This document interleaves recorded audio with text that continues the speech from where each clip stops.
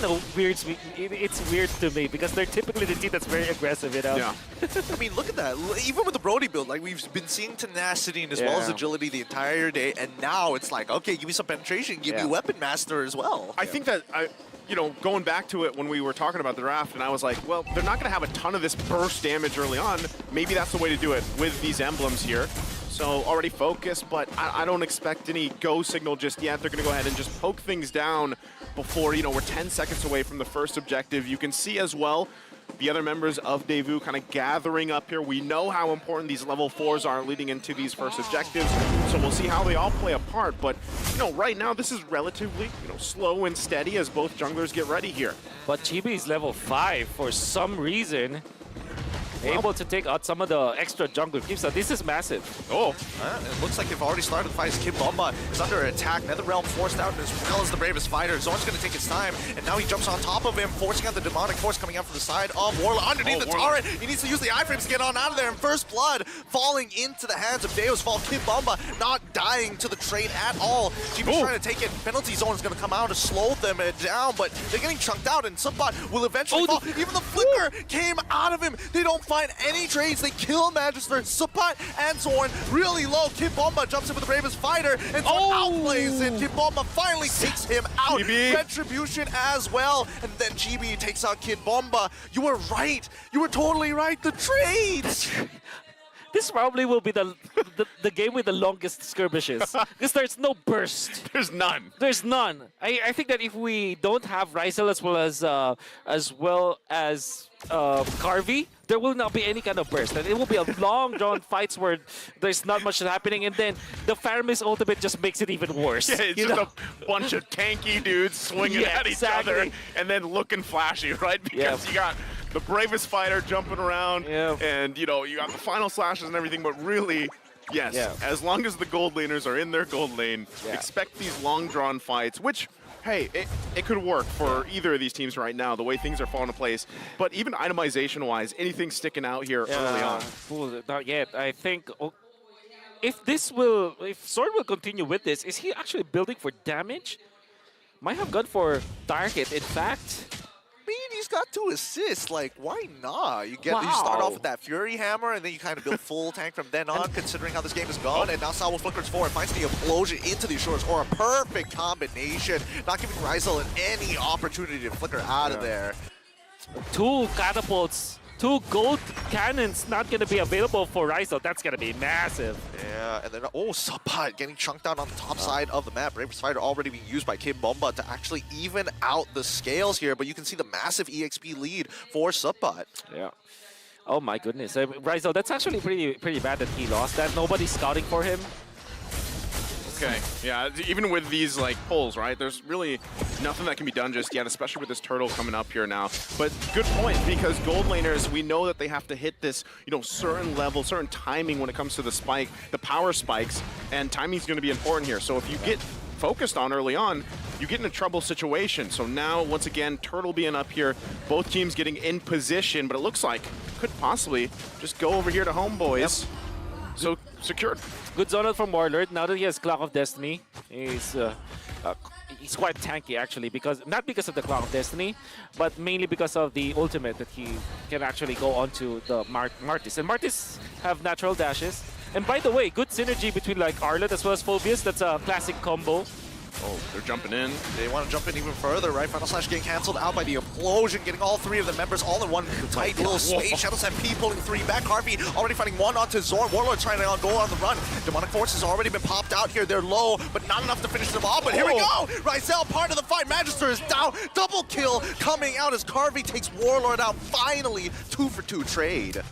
Man, these players are just really going at it. And Zorn already picks up the Thunder Belt at 5 minutes. That's pretty fast, and imagine having extra damage.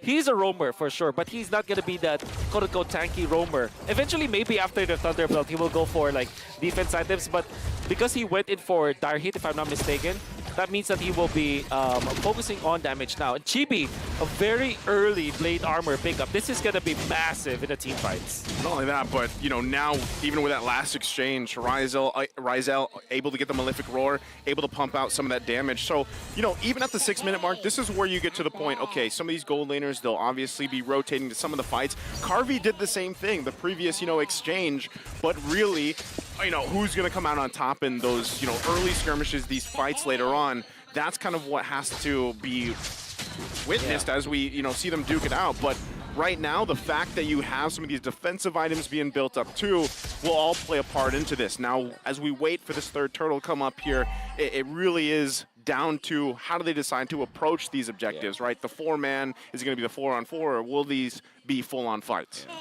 And Sawo now picking up the dominant size, going to be playing an important role because so far Homeboys have been relying on their sustain, right? Well, I mean, literally everyone is a tanky dude now, except for both Carvey as well as Ryzel. So that dominant size is going to be very important. Yeah, it's basically WrestleMania at this point, right? Everybody's getting into the ring. It's like from the top rope, you see Warlord jumping in every single time, but every single one of these turtles, what do they call that? Royal Rumble. That's basically what it is at this point, right? Oh yeah, look, top rope once again. Warlord's really getting hefty on it, right? Proccing as many of these demonic forces, forcing out the retribution as well from the Magister himself. Warlord playing as if he is not a mid laner anymore. He's part of the fight. Final slash already coming out to try and get on top of Carvey. And now the NetherRealm looking to protect him underneath his heart. Kimbomba needs to be part of this. Here comes the penalty zone. They find the initial turret, and now Sawo out of position. They found two as they keep on pushing forward. Man, this is so awkward. Torn apart memories coming on out, getting back into the fight. Good vengeance, and now the demonic force has popped out again. Naturally, final slash, and Chibi kills Sunset Lover.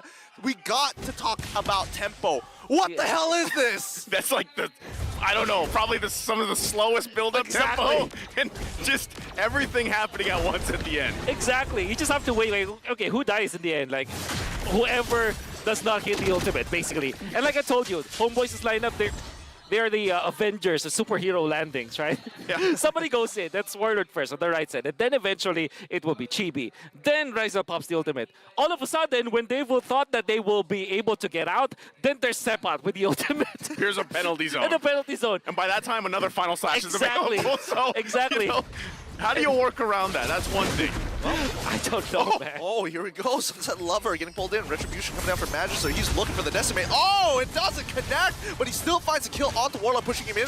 Demonic Force is already coming out, as well as the Implosion to keep it in place. Finally, a mistake being made. 2 kills falling into the hands of Deusvult, evening out 7-7. Yep. That is the way to go. Make sure that the Implosion will be, I guess, for lack of a better term, best value, wherein the timing will be good. Doesn't mean that you need to catch everyone from Homeboys, but it means like you catch maybe Warlord mid-animation, for example. So those are the things that maybe Deusvult can use. Yep, NetherRealm already popped this Shadow Step. He's just gonna pull the back in. Seppat is done for. No ultimates being abused as Chibi is able to take the Cyclone Eye out of there. Torn apart memory is not really gonna do much here, as Sawo is still alive and is passive, making sure that he is one thick boy. Great job, great work there from Dave, who were able to, you know, push into that territory, secure the Lord for themselves here. So, you know, that, what, 3, almost 4K gold lead that Homeboys had, they've shrunk it down a little bit. They can work around this. Biggest thing they could get from here is obviously space, right, to work around the map. That's right. I like the box formation of David. They're going to be doing it again. Here we go. They haven't forced out the Demonic Force just yet. Chibi's taking a lot of damage, but here we go. Warlord jumps in for the top ropes once again with the Demonic Force, making sure that he's buying space and time for his team. Man, he's actually so much more sustainable than I thought he was with these fighter emblems. But Deusvult, they're going to start moving in. They back off, and it looks like, well, not much was achieved here. Not even tier 1s. Top side tier 1 should eventually fall. Every time that they don't have the Paramis ultimate, they have to just back down and did not fight. And this is Daevu's composition. We talked about how they should be like grouping up together, forming their box, and just destroying Homeboys. Okay. Well, I mean, they can try with the implosion all around. Final slash pushing them away from Chibi. He's buying a lot of time. Netherrealm even being popped as Ryzel finds Sabo walking away from that fight. Kim Bomba is chucked out. He's forced it now. It's an all-in. Ryzel gets Sunset. Magister kills off Zorn as he's trying to slide tackle away. Carvey needs to get out of there. Ryzel says no. Warlord does not go down. He is the leader of his people, and he continues to press forward. Is this not the most Malaysian draft ever?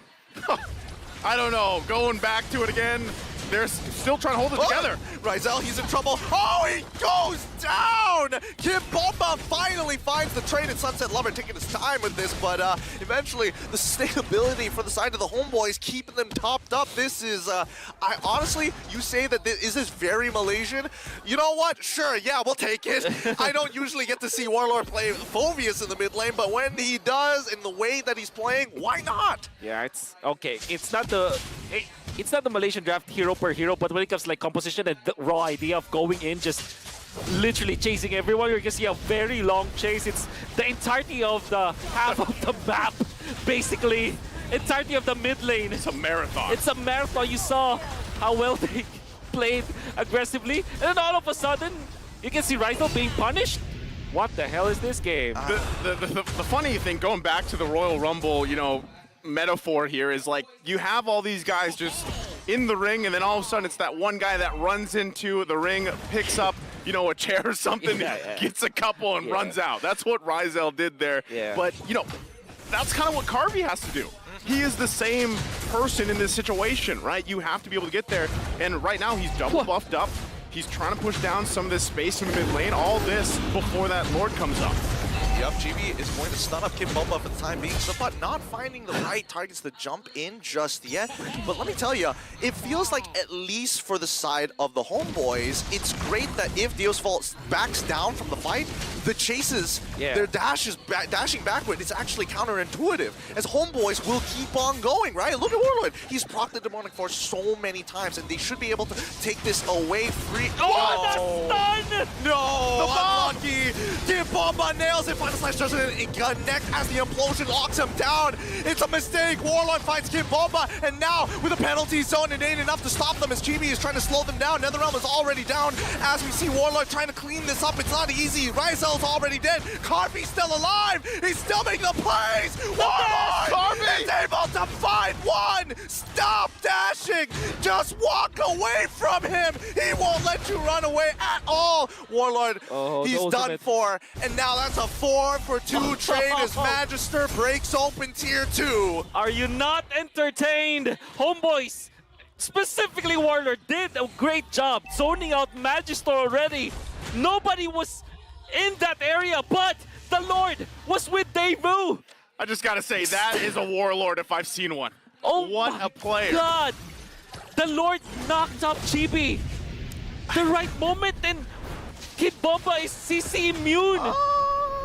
This is Oh so my painful. goodness. Look, it's so painful, especially once I'm like gassing up my boy. He doesn't misses the red stream unless the Lord says no, not this time. Unless Sorry, it's sir. Kid Bomba, right? Like, again, amidst Unbelievable. everything, Deusvult pulls something out like that, but still, you can see there is still going to be a struggle, right? With some of these fights, they have to be able to handle, of course, even Warlord alone, and keeping the whole time Carvey alive. Once that Netherrealm is gone, you guys saw it, right? So let's take a look really quickly. How is the items coming into place? Okay, when it comes to items, okay, naturally Zorn will go and pick up the defensive items after the Thunder Belt, but he seems like he wants to consider another damage item after the Kiras, which is understandable. Now, however, for a Homeboys, you're gonna be worried now at 15 minutes in, because Ryzel and his he will eventually reach critical mass to the point where Deusvult might outscale him. Speaking of critical mass, Wow, Carvey Chibi. getting chunked out by Chibi, even committing to the retribution in case he continues to go out of position. Even Magister trying to slow them down, right? These fights, I mean, this is one of the few games where we see some of the highest kill counts 15 minutes into the game. That's 28 kills in total so far. Yeah, it's crazy to even think that it's been 15 minutes, right? It seems like it's a little bit longer at this point. But really, talking about critical mass here is it's up to both the gold laners for the most part, but maybe also that's why Zorn is going and opting for some of that damage, right? To be able to provide some of that pressure onto Devu, and we'll see if they actually have a response to that. Yeah, because eventually Warlord will just be still a problem, but at the same time not the biggest of problems, right? Because this is not like a 1-1. This is a Bruno that can dash once, and then eventually what you're going to do is to pop the Purify, then punish Warlord. So obviously, there are so many ways for Devu to kind of end this game, especially when they just keep their box. But Homeboys, this is their time. All right, back-to-back Lords have been taken away from Chibi. We'll see. They're going to get in position here once again. They're just blitzing the Lord, though. Yep. Oh, Kid Bomba again, don't my do God. it. Don't do it. Don't do it again. He tries, but Chibi is able to secure it, no problem. Warlord already using the Demonic Force. He's got to reset, but he doesn't want to commit to it any longer. Whoever backs out here, it might be a problem. Conceal already being used. Chibi's draining out of the way as Sabat uses the penalty zone to call for a disengage. Zorn, wait, hold on. The Netherrealm, it's already outside. Oh, shit! Implosion on 4! Pushes them back! They can't get out! Final slash to try and disengage, and here we go. Ryzel is already dead. Majority of their damage is gone, but they still finds a trade on to Magister themselves. Call it off! The Lord is already spawned and walking. With only that, there's only one? Chibi wants Garvey. Uh-oh. Chibi wants Garvey. Okay, he's swerving, but again, they have to deal with the Lord here. What a setup. Are you not entertained? Oh my God, Sawo. Very patient, lands the big ultimate, and that meant that the Lord might not be used by Homeboys as you would want to. That means the defense will be there, especially because Ryzel was taken out. So, I mean, Devu, they might have lost that battle, but because of the implosion, it was now enough for them to kind of prolong the game again. Yeah, I mean, especially with in combination with the mortar coils, when they're all so close together, how much time was wasted? How much, how little frames do Homeboys have to work with? Especially Ryzel, right? He wants the flicker, he can't. Yeah. He's been trying so many times. I wonder if Ryzel might rethink his battle spell. Maybe if you had Purify, those would be different. But then again, you're a Brody, you want to be on the aggressive. So, but there were so many times in this game that he wished he had Purify. Oh, for sure. You can see that in those exchanges, right? And, you know, we've all seen it before, especially when the Tigreal's locked in. You sometimes feel like, okay, I just want to play, right? You're either in air or suspended or being dragged either way. But even with that exchange that we saw, okay, Chibi's going to be the focus here.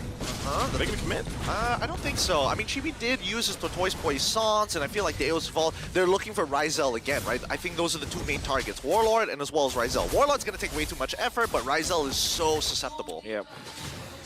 It's going to be the Halberd picked up by the Brody. Man, they still want to go. Yeah, oh, it looks like they're going to commit to the chase here. Chibi is getting pushed back. Step Penalty on. zone.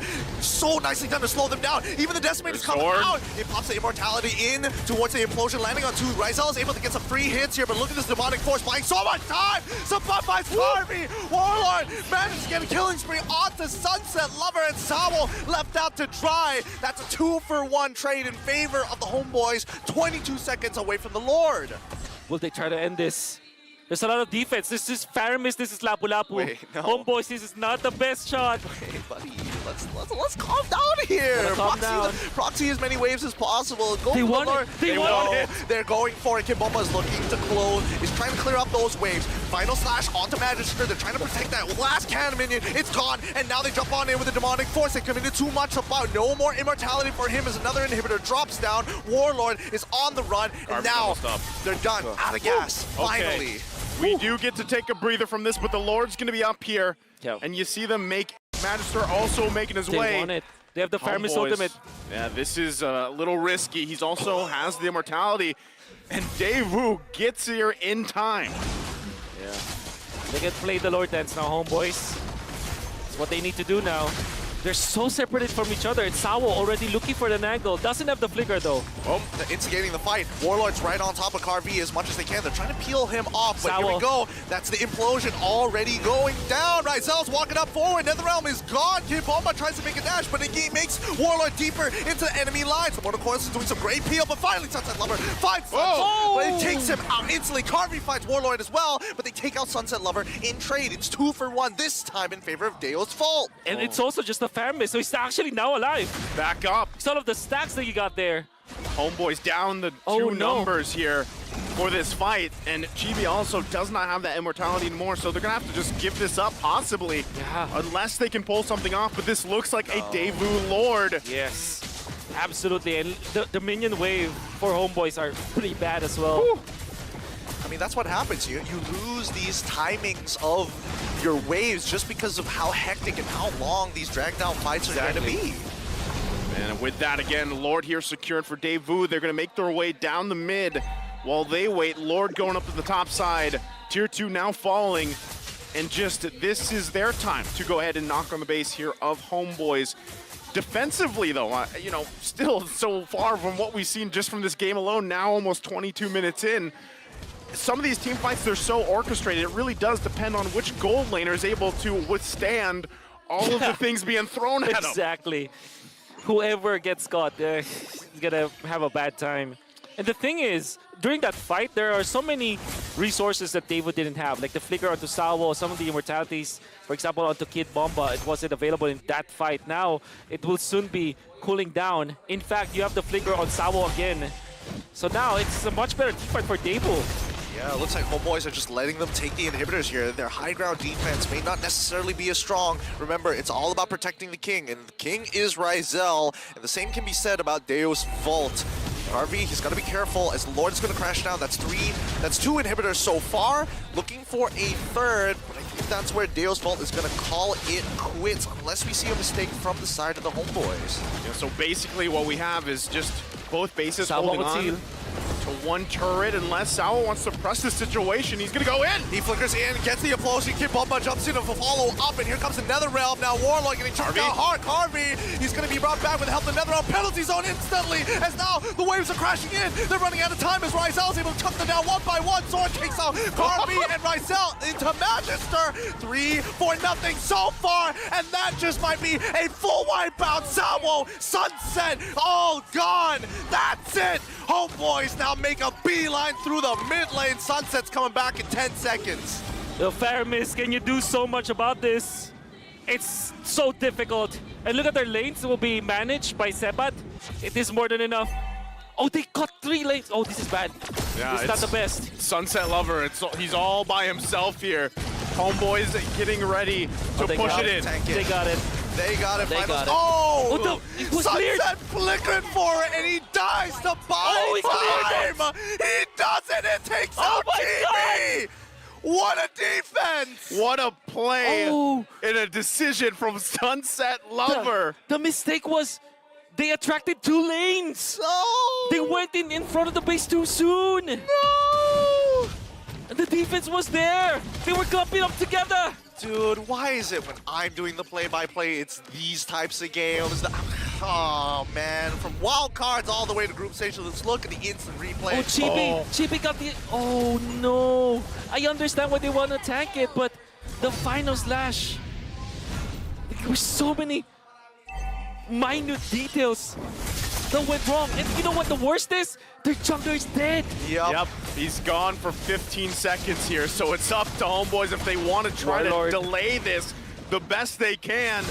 Deusvult gonna go ahead and continue down this Lord, and we'll see if Homeboys can actually hold it together. Oh, it's their Lord. It's their Lord now. Yeah, they gotta try. Demonic Force is already out. Kid Bomba is on top of Ryzel. No reset. He's going to use his wand as quickly as possible. Netherrealm is going to keep Harvey alive as they're trying to delay this for as long as possible. Reset. And Ryzel kills Kid Bomba. They reset the Lord, and this is a success. Zorn has bought just enough time, and Chibi is back in the fight to chase down Salvo. What the hell? What is going on? Hey, Please. Back-to-back team fights. You gotta have to hand it to Ryzel. My poor little voice. Come on, this is day 1 of me doing play-by-play, man. Come on! Ryzel survived Kid Bomba once again, and that's immortality action they was able to punish, and they were able to reset. Big props to Warlord for sure. Big props to Ryzel as well. And they have bought enough time to beat Chibi to come back. Magister is still alive though. So, Homeboys. This is not a guaranteed Lord. Oh, Salvo, he's going to be pushing Warlord in. Penalty zone lands onto 2, but not onto Harvey. Harvey takes out Warlord instantaneously before he gets off. Gets it off in time. Oh, the cut, the final slash from Zorn. Doesn't let Magister get into the pit. They secure another Lord, but Warlord is out for 60 seconds. Oh my god, this game. This is game number 1 of this series. the back and forth here. So yes, Warlord is down. Deusvult trying to keep the Lord holding here the best they can. Carvy's still going to be up.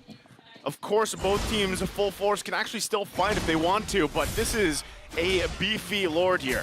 Oh, my lungs are in pain as Deusvult is continuing to push forward. Sabat getting pulled behind the Shadow Stampede. Watch out, Sawo. I mean, Chibi, he can tank some damage, but Sawo is the big problem here. He's been catching out Ryzel too many times, and now with this Luminous Lord just getting chunked down like it's absolutely nothing, they're allowing the waves to kind of build up on either side. They know that without Warlord, there's not much that Homeboys can do because he's the main problem. They will try to push this. They might go for the Megas. They do get it. Okay, What? I mean, it's not going to result in a game-end play just yet, but at least another advantage being built up. One inhibitor for the side of Deusvult, none for the side of the Homeboys. And I don't think they're going to chase this, but for the time being, at least, like, Ryzel, he needs some breathing space. Imagine like winning the Lord fight, only losing one hero, which is Warlord, and then all of a sudden the enemy has the better turrets. Yeah. What is this game? We got a preview of it, 2-3 minutes in. That's kind of what we expected. And at this point, this is where the itemization juggling goes around, and that kind of falls into place. But relatively what we're going to expect is in the next 70 seconds, Lord's going to be up, both teams going to battle it out. Now, advantage-wise, Deusvult has that one turret standing, right? They can hold on to that. That is still an advantage here. But, man, right now, a lot of these exchanges really what matters and how they build up. One of the hardest things that I see, even for Deusvult, is the fact that Zorn, for the most part, sometimes he's using the final slash just to keep Magister away, right? So you have to be able to play into that, to get around that. And not to mention, once again, if they lose Carvey, they, can you even fight from that point? Exactly. I wanted to say no, but at the same time, Kid Bomba just comes up with something as well as the Faramis. Sunset Lover, like. That's exactly it. That's exactly it, right? Because again, it's one of those like slight feints that we've been seeing from Deusvult that kind of like draws attention from the Homeboys, and then the next thing you know, Sawo goes for the Flicker Implosion play, and they layer it in a sense where somebody's going to go for the feint, somebody else is going to try and get on top of Ryzel to get all of his resources. Man, what do you even expect from this game, right? Well, one thing for sure is the Lord fight. Unfortunately for Deusvult, they have a better lane down bottom just because of the fact that they took out the inhibitor. And I believe Sepat is already setting up for the slow push onto the long lane. He might meet Lapu Lapu, which is not a problem at all. Or is it? Implosion committed! Yep, they've already committed. They want to take out Sabat as soon as possible. They've got Zorn. Penalty zone already coming out, forcing out the Nether Realm. As Chibi's trying to get on, Kibamba jumps back out. Warlord's in the fight. Final Slash is already done for. And Warlord finds Carvey! It's too late. He didn't buy his items in time. They're trying to make a run for it. Ryzel gets the free hit in the meantime as Warlord finds a double. And Sawo getting on top of Ryzel. It isn't enough. Sunset Lover chunks Ryzel out. And even the immortality is broken from him. Crosser trying to try and get on out of there too. Zorn trying to slow him down. Sawo pulling Ryzel out of the fight. And Sunset Lover takes him out. It's a 2-for-2 trade once again. Unbelievable. What a play from Sawo. He pushed Ryzel to the loving arms of Carvey. Obviously, the Tiger will not have enough, right, against the Brody. This is a tank. But what he did was to bring the opponent to his teammate. And honestly, Deusvult got the better end of the deal because now Ryzel is responding for 11 more seconds slower than Carvey. Oh man, we'll see again if either of these teams can actually go ahead and get this advantage for this Lord dance, but what a play, and also... no Zorn, no Zorn. immortality. Again, Sawo. He's sucked on in. Straight away, Warlord is forced to jump into it. Three-man implosion once again. NetherRealm comes out. It's Zorn. He's done for it. The stacks built up by Sunset Lover. It's starting to outscale the entire composition. The Toys Boy Sauce is going to reduce a little bit of healing, but it's not going to do much at the end of the day as Warlord can't necessarily peel the entire team off of Chibi in the meantime. Someone has to clear down that bot side. Ryzel isn't coming back up anytime soon. Finally, Sunset Lover finds the kill, and Warlord, he's done as much as he can, but the waves are so messed up. Yes, they want to make the beeline towards the mid. They have so much minions, and they don't have the mage to kind of deal with this. They got to be careful though. Ryzel is up. Oh my word. Do they actually just commit to the space? It looks like they're going to plant themselves there, though. Lord is up. I think they want to trap Homeboys because they know that the only way for Homeboys to kind of contest the Lord is to turn onto heroes. And Deusvult wants to set up traps. Or they're looking they're to gonna end push it in. this. They can end it. They've got the man advantage. So Here has we a go. flicker. RB gets hit. But straight away we see the play being made by Kimbomba and Salvo. Pulled in another realm to end it all. GG, well played. Deusvult take game 1. What a battle here between these two teams. Finally ending there with decisive action from Deusvult. What a disgusting game this was. Absolutely nasty from both teams. At the end of the day, as Rizal, you would wish you had Purify. Yeah, you said it earlier. I said it earlier, I'm gonna say it one last time. My goodness, but gonna have to hand it to Sunset Lover.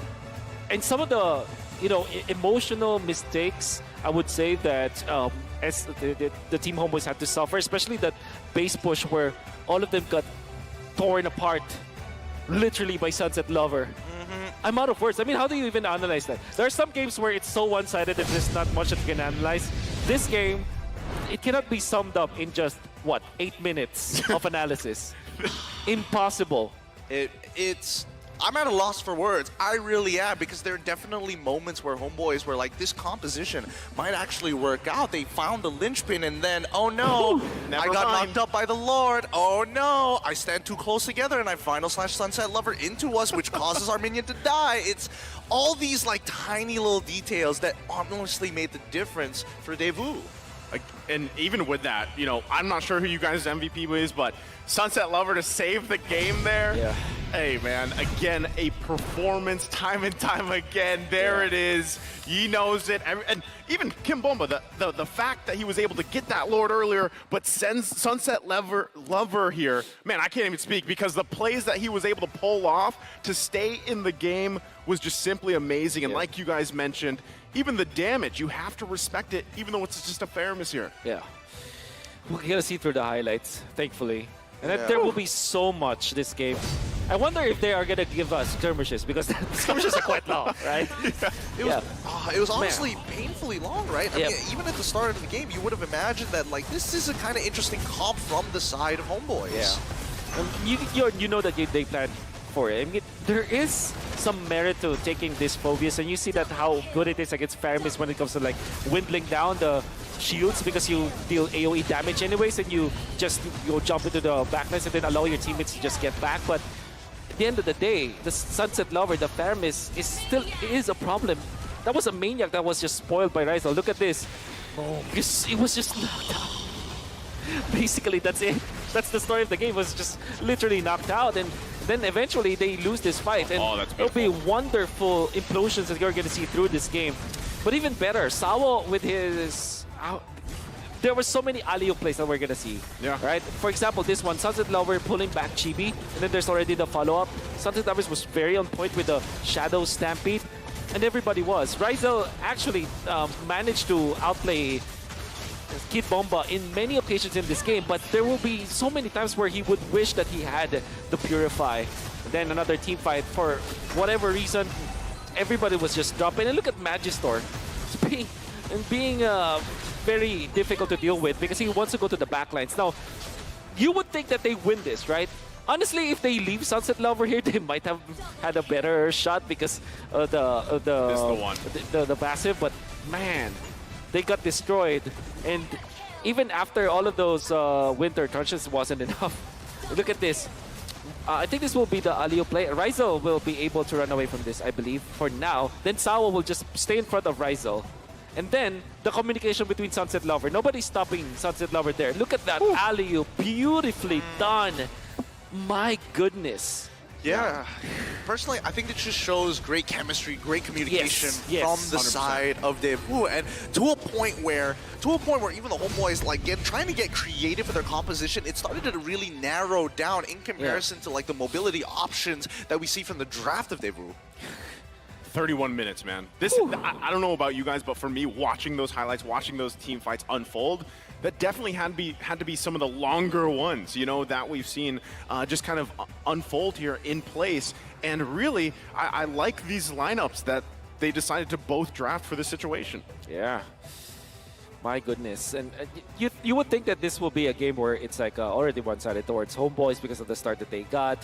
And then eventually late game, you would think that, okay, Dave has a better scaling. But then again, Homeboys are fighting well to the point where you think, okay, they can actually do this. But after some of the just not even mistakes, right? But it's just like emotions just raging, lack of control.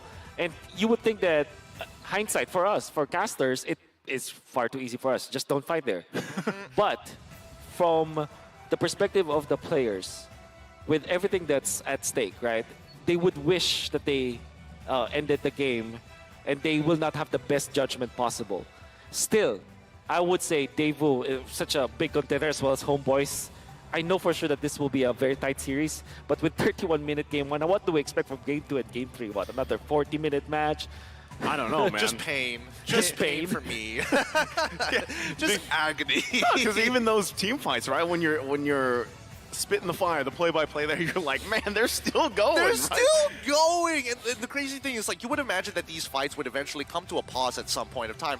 Even when you have death timers that are going above a minute, like, come on. They still hold on to every little inch of space. But I think that's, again, you know, when you have a lineup like this, both sides here, and you're trying to, we were talking so much about the gold lane, those being the priority of the damage, but then eventually it evolves, right? It evolves, especially with Sunset Lover again, being able to pop off with the damage, provide a ton of it.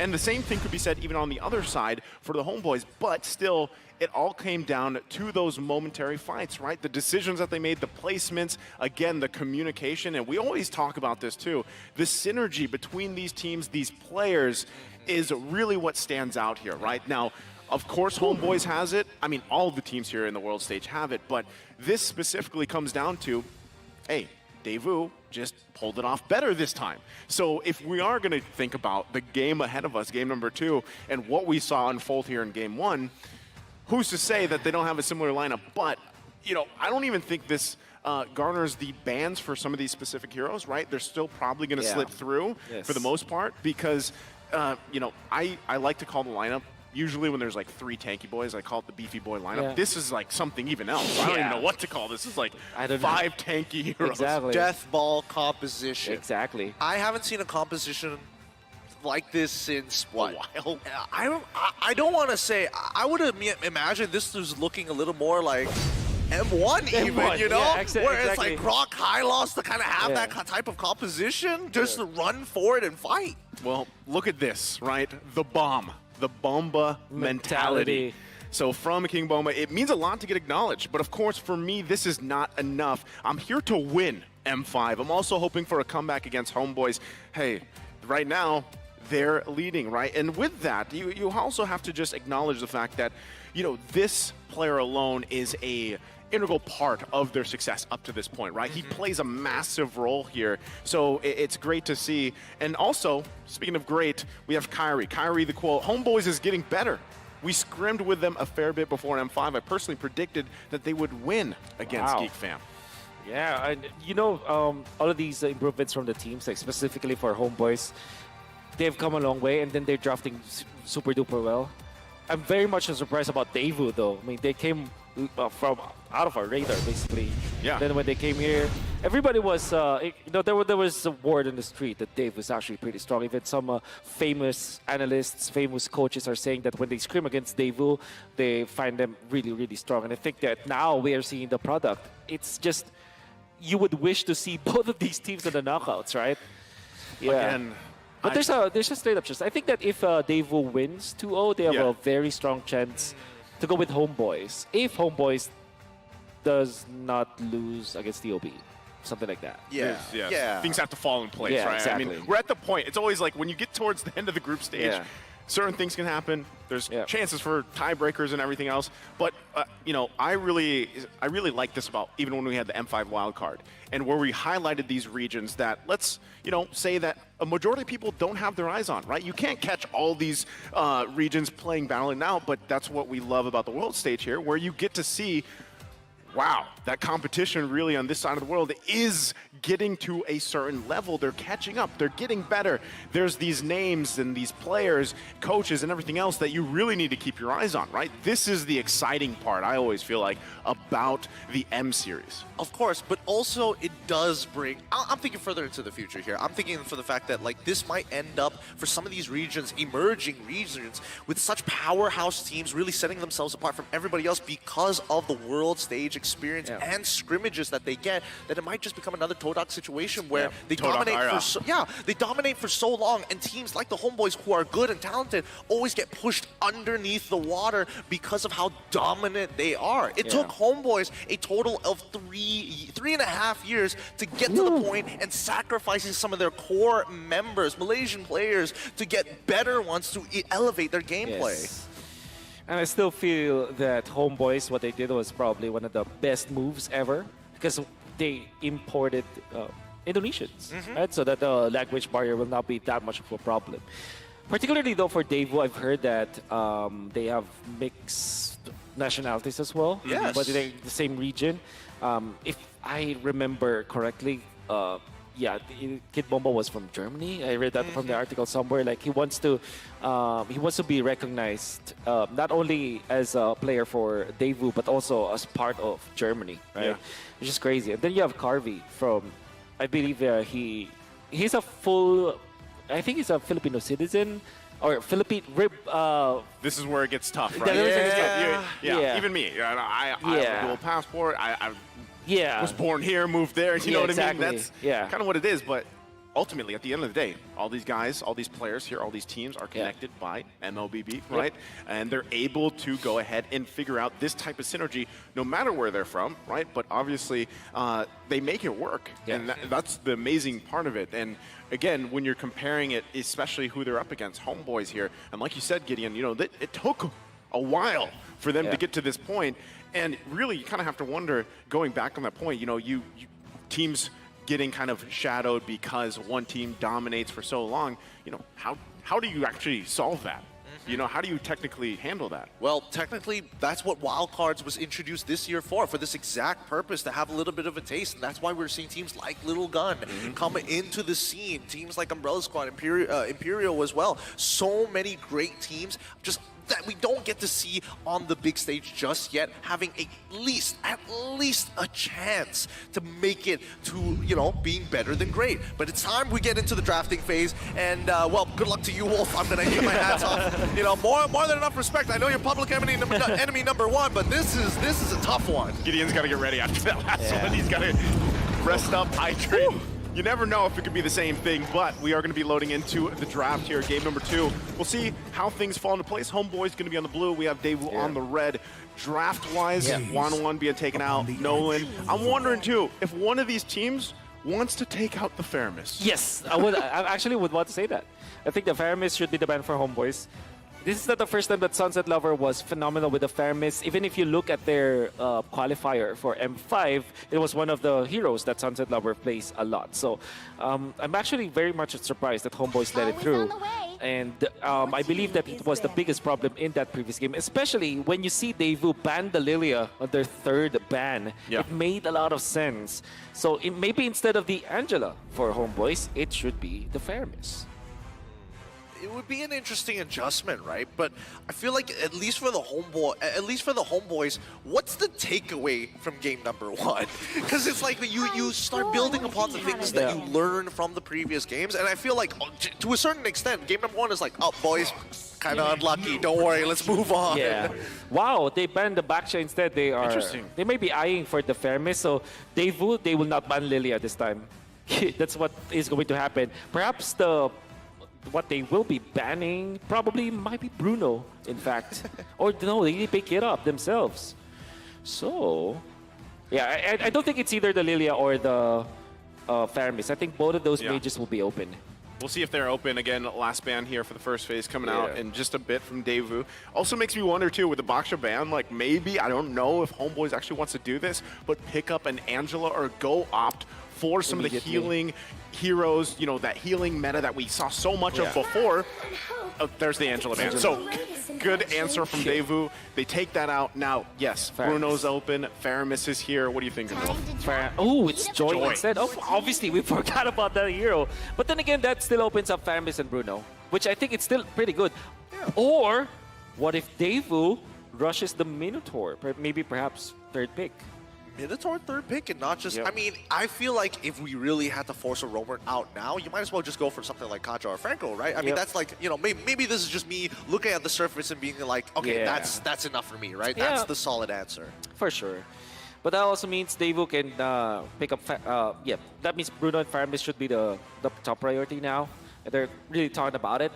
There's also a merit of taking the Valentina earlier on, because it's also a hero that they would... okay, well.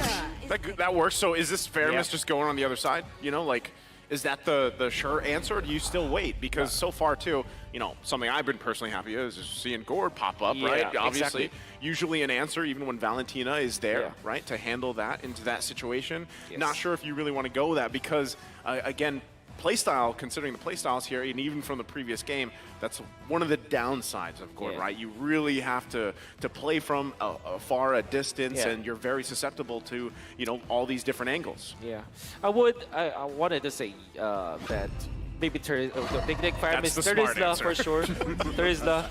But now, I think Deusvult might really just get the Minotaur. It's so weird, right? Because I'm saying that typically that's the Franco, that's the Kaja that you answer against this Joy. But at the same time, I think that Deusvult's playstyle is more about like keeping together Carvey, like peeling for Carvey. Surely you can do that with Franco and Kaja, but no other roamer does it better than Minotaur. And at the same time, Fight for the ooh, Hilda to counter the Joy, but this might be too early. I was gonna say, is that a little too early, or is that? I don't mind it, because both Joy and Terizla have already been shown for the side of Homeboys, right? So in terms of quote-unquote flexibility here, I don't see Terizla going into the jungle anytime soon, right? Or being flexed into any other role. So at least, you know, it's like, okay, we're going to harass you. Let's see what the response is in the bans. Yeah. They might ban Tigreal eventually, maybe second ban. The first one might be just Cho, because it's a Zorn special. Understandably, because they don't have the best dive. As soon as Gideon said that, I was like, did I recall in the wild card there was a Rome Terizla?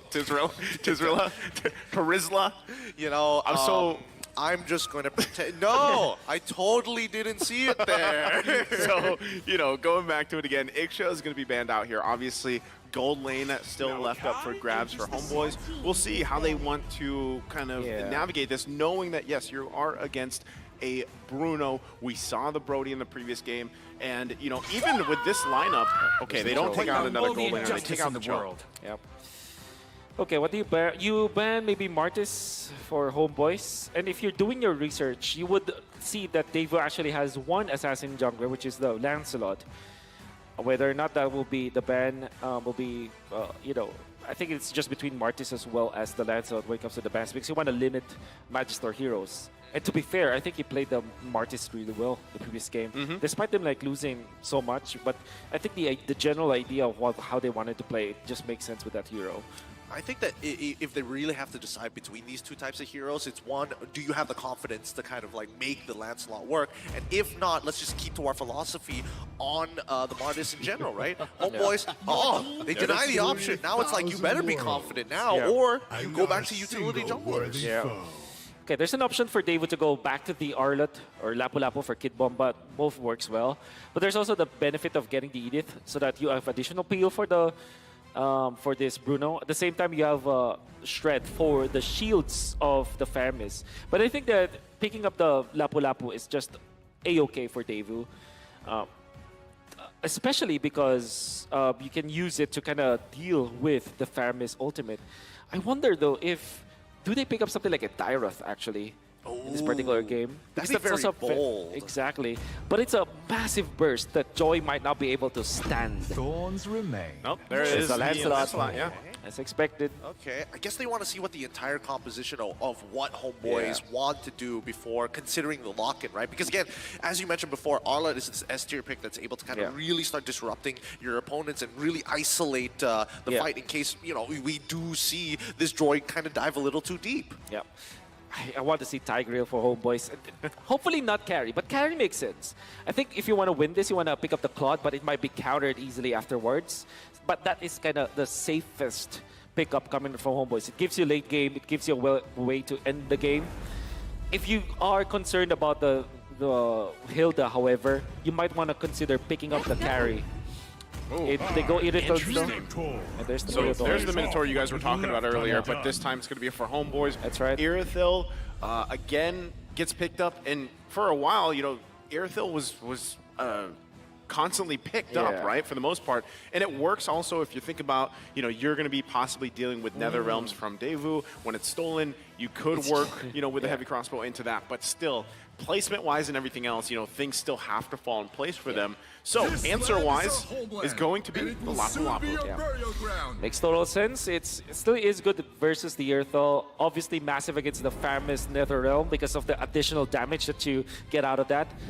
I wanted to also take note that Irithel is a hero that kind of works with the Minotaur because he kind of slowly siege. It's like a moving box. It's very much alike what the opponents about like a Deusvult wanted to do in game number 1. Yeah. So it's like a flip of the switch here. Whereas Deusvult, they are going to be relying on their early game invades. How good is Sawa with a Hilda? Because Sawa is phenomenal with setup heroes, but with a different category. It's like it's a pocket strategy. It's a invasion kind of hero. Is he actually good at it? Yeah, I think we have to see if he's able to actually put the pressure on, you know, where he needs to, and also at the same time peel, or is he going to be more aggressive? That's always the question with this Hilda. But now we'll see it all unfold once again. Heading into the Land of Dawn, game number 2 here. It's up to the match point for Deusvult. Can Homeboys turn it around? We'll see how it all unfolds once again as both teams get it situated. All right, Homeboys going to be starting on their purple buff side of the map, and Deusvult going to be on the same top side as they start orange. Now, in these types of situations, I'm just hoping, at the very least, the early game is going to somewhat look a lot better for at least for Deusvult, right? Because once we start getting into the later stages, that's where I start to get concerned for them, because let's talk about scaling for an example, right? If it does go into that 30-minute level game, then okay, at least Farmers will have value. Homeboys will have, actually both of them will have scaling from their junglers. I would say Joy is much stronger in the latter portions of the game compared to a Lancelot, just because of the AoE damage and the fact that it's magic-based. When it comes to gold laners though, we gotta give to Carvey. The last auto attack. Why was the projectile so slow? He already flickered. He thought he was out, but still, first blood falling into the hands of Deusvult. And now Sawo gets to get on top of GB for free. Retribution used this time. So was there? I knew it. So he went for CDR for this for Chibi because he definitely needs that. Okay, who wins this? Who won it? It's Magister. Yep, Magister now having a pretty significant EXP lead over Chibi and is winning a majority of the neutral POIs, right? He's already got the Lethal Wander. He made sure that no invades were actually happening from Chibi's side. And as we start looking at the items here, again, most starts, it's about getting boots quick, right? Nobody's greeting out in their lanes. Nobody's like, I'm going to force out the House Claw as soon as possible, even for the gold laners. And you know what's interesting about it, too, is Sunset Lover this time around, being on this Valentina, you actually can choose, I feel like, relatively from 3 ultimates here, right, from Homeboys.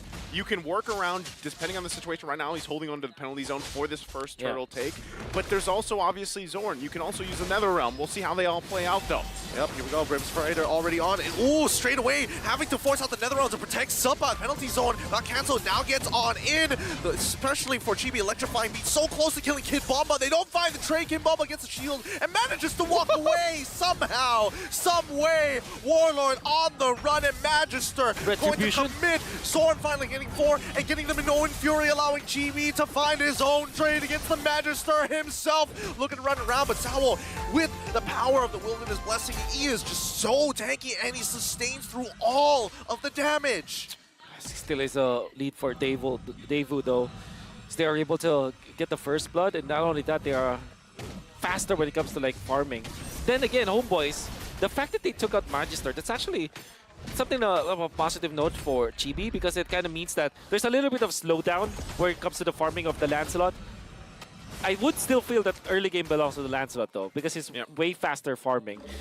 But Chibi, any kill that he gets in the first 8 minutes of the game, that's golden. Yeah, not only that, but also the hard part here for Deusvult is really finding out where's our entry points, right? Obviously, Sawa is going to be jumping around. You also have Kid Bomba doing the same thing, but really, you know, that's extra work, right? It takes extra finesse even for Magister to pull off this Lancelot once again until you have the gold laners battling out. But that's why even right now, oh, hold on, top side. Should be fine, but Turtle going for it. Yep, it's going to be a 50-50 here. Magister has a significant advantage, and yep, Thorn Rose straight away into the Retribution, securing the very first Turtle, but now a committed fight. Asawa gets right on top of Warlord. Perfect execution, straight into it with Kid Bomba to finish off the kill. Penalty zone came a little late, but with the iframe, it's just too much. Chibi able to dash away just in time. And with the losing lane on top side, things are not looking good for the Homeboys here. Harvey is going to get some damage down, but luckily, with the explosive crossbow, able to clear up those waves just in time. That'd be pretty good. We're pretty comfortable for Deusvult actually. And on in a very good spot where they have the early game headed to them. And Sawa didn't even have to like invade. Now he's very tanky and there's no one that can punch him. See? And now Kid Bomba, very early invade. Yeah, he's going straight for it, right? With the assist he has and with the Festival of Blood, he sets it up to get on top of Warlord. Penalty zone on top of Kid Bomba so far. Sunset Lover is out of there, but that's going to be a trade. Kid Bomba sacrificing his life and maybe even a second kill falling into the hands of the Homeboys. It's going to go over to Subbot, and Sawa continue to put some work into Zorn, but that motivational roar is just keeping him topped up. Nevertheless, they were able to invade it and get the purple buff. So I think that's a lot of like... obviously, losing Kid Bomba is like the mistake there for the Deusvult. Yeah. They will lose a lot of like tempo because of that play. However, the fact that they took out another purple buff from the Joy, it kind of just expands the lead for Magister, who went it for War Axe.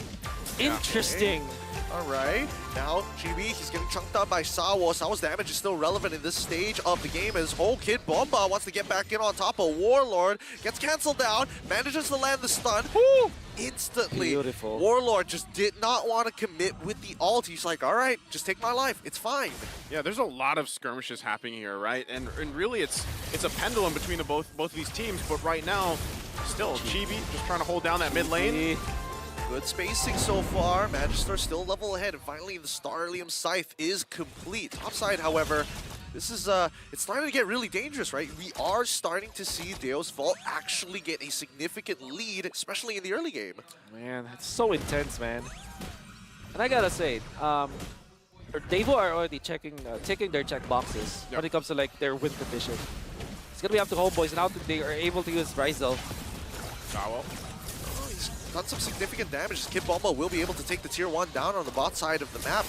The tempo seems to be very, very different for both of these sides, and Magister very confident he can get back in. They're trying to slow him down, electrifying beats, they take away the turtle, but I don't think they will really mind. Take the turtle. That's not exactly our biggest priority. Yep. Just take it away. They, you know, they have a comfortable lead at this point. 6.5 minutes in, 2K ahead, they're working, they're putting pressure on Chibi, they're trying to slow him down a little bit. Again, one of the strengths of this Joy is how fast you can farm, but also, like this, Zorn in trouble. Yep. You know, Fury is going to get committed to Sunset Lover, tries to get on top of Ryzel, the penalty zone. Kid Bomba, in the meantime, going to chunk out Zorn. No flicker, no Minnow and Fury. Oh, man, this guy's good. I think Kid Bomba with this Lapu Lapu, where he catching up steam, I think, especially with how he performed yesterday against Geek Fam, and now proving it again that it's not like just a fluke. Yeah. Now he's actually in control of the game, back-to-back games. And look at how aggressive he is. This Lapu Lapu should have been banned out by Homeboys, and especially because they rocked the Faramis. But now, they will have to deal with it. I think until the latter portions of the game, Kid Bomba will have a lot of impact. They've made the choice, basically, to deal with the bomb. Yeah, exactly. And that's what's happening, and that's how he plays this Lapu Lapu. I love to see him play it this style and this aggressive. he's just got to make sure at the same time, you know, he doesn't get overzealous later on in the game and cause, you know, that disadvantage for Deusvult with the lead that they have. But so far, everything's kind of fallen into place here. And if you notice as well, Sunset Lover, for the most part, majority of these ultimates, is that penalty zone. So even just to keep Chibi at bay, to kind of slow him down and let, you know, Magister to work around the map and for the rest of the team to do things that they want to do to get that advantage in terms of space or resources like the buff. This is all part of the plan here for Deusvult. Yeah, it is a little part and parcel for them, right? I feel like, especially for David, there's no point taking unnecessary risks. The people who you want to get ahead are getting ahead. People like Carvey, for an example. Magister, even though he's died 2 times, at the very least, Kid Bomba is making a name for himself on the opposite side of the map. Now, Magister is going to go for the split push as the Lord has already spawned, and it's really not going to result to much as he still maintains his lead over Chibi. Very smart base. Now, I think Lord 1 is still Deusvult sided. Let's just say that there's no lead whatsoever. It's just natural. I think that overall, Homeboys don't necessarily have enough tools to deal with it, especially because they're rocking the Joy anyways. They're going to have to wait for level 2 Lord, where both of the junglers are already maxed out when it comes to EXP. And obviously, you have 3 items up on Chibi, which kind of hurts a lot. Like, nobody can stay in front of the Joy anymore.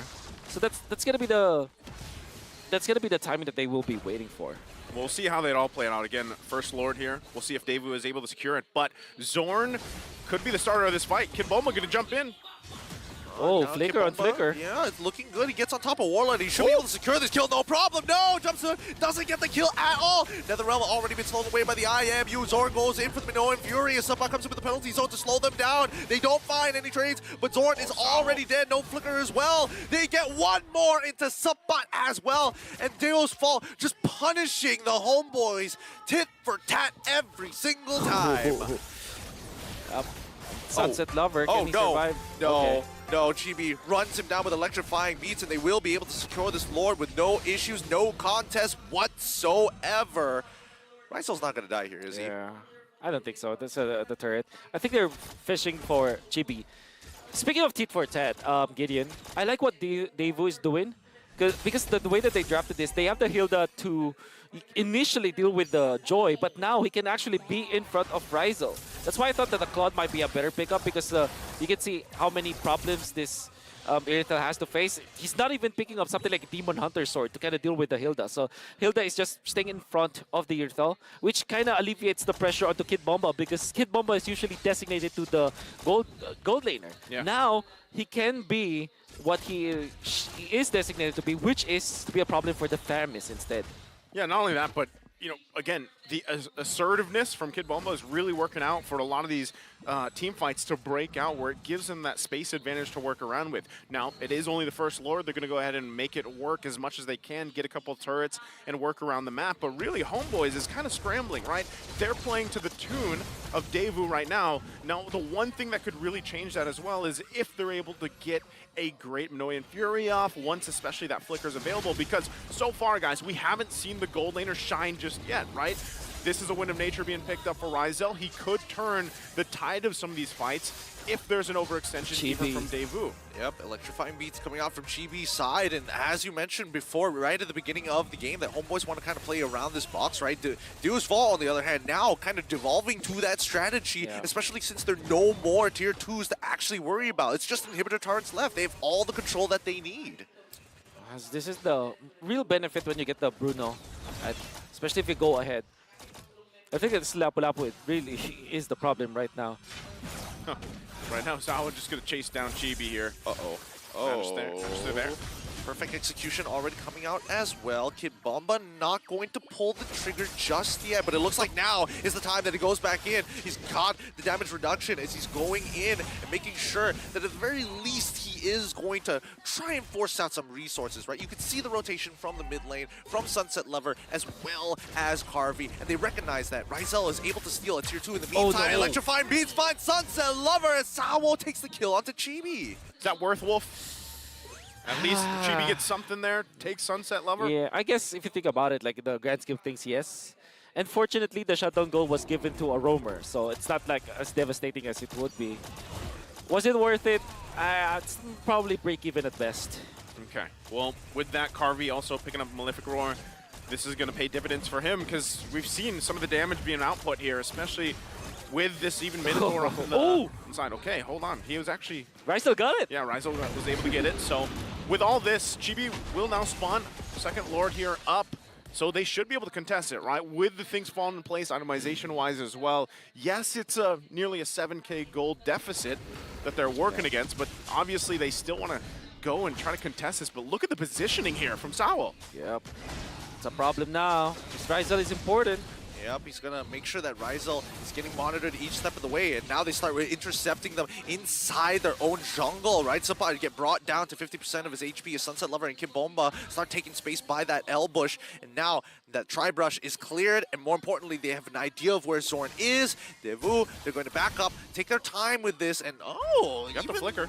Yeah, he got the flicker out of him. Okay, I'm surprised that it was Sunset Lover who loses his resources. Still, Sawo waiting patiently there, going to look for his own angle. Penalty zone, already jumping in towards that bad line. Kimbomba is trying to look for his own, but no, all of a sudden, with another realm, and especially with Electrifying Beast, they take down Carvey. Perfect execution getting denied, as now the rest of the team starting to lose. Sabat's down, Kimbomba, Carvey, and Sunset Lover already down. Deusvult are scrambling. Magister finds a double kill on towards Warlord's side, but even so, Ryzel, he's trying his best with some nature to buy a little bit more time. Chibi's back into the fight with another Electrifying Beast. He takes down Sawo. Magister against Chibi in the 1v1 of his life, and Chibi wins it out. It's a wipeout.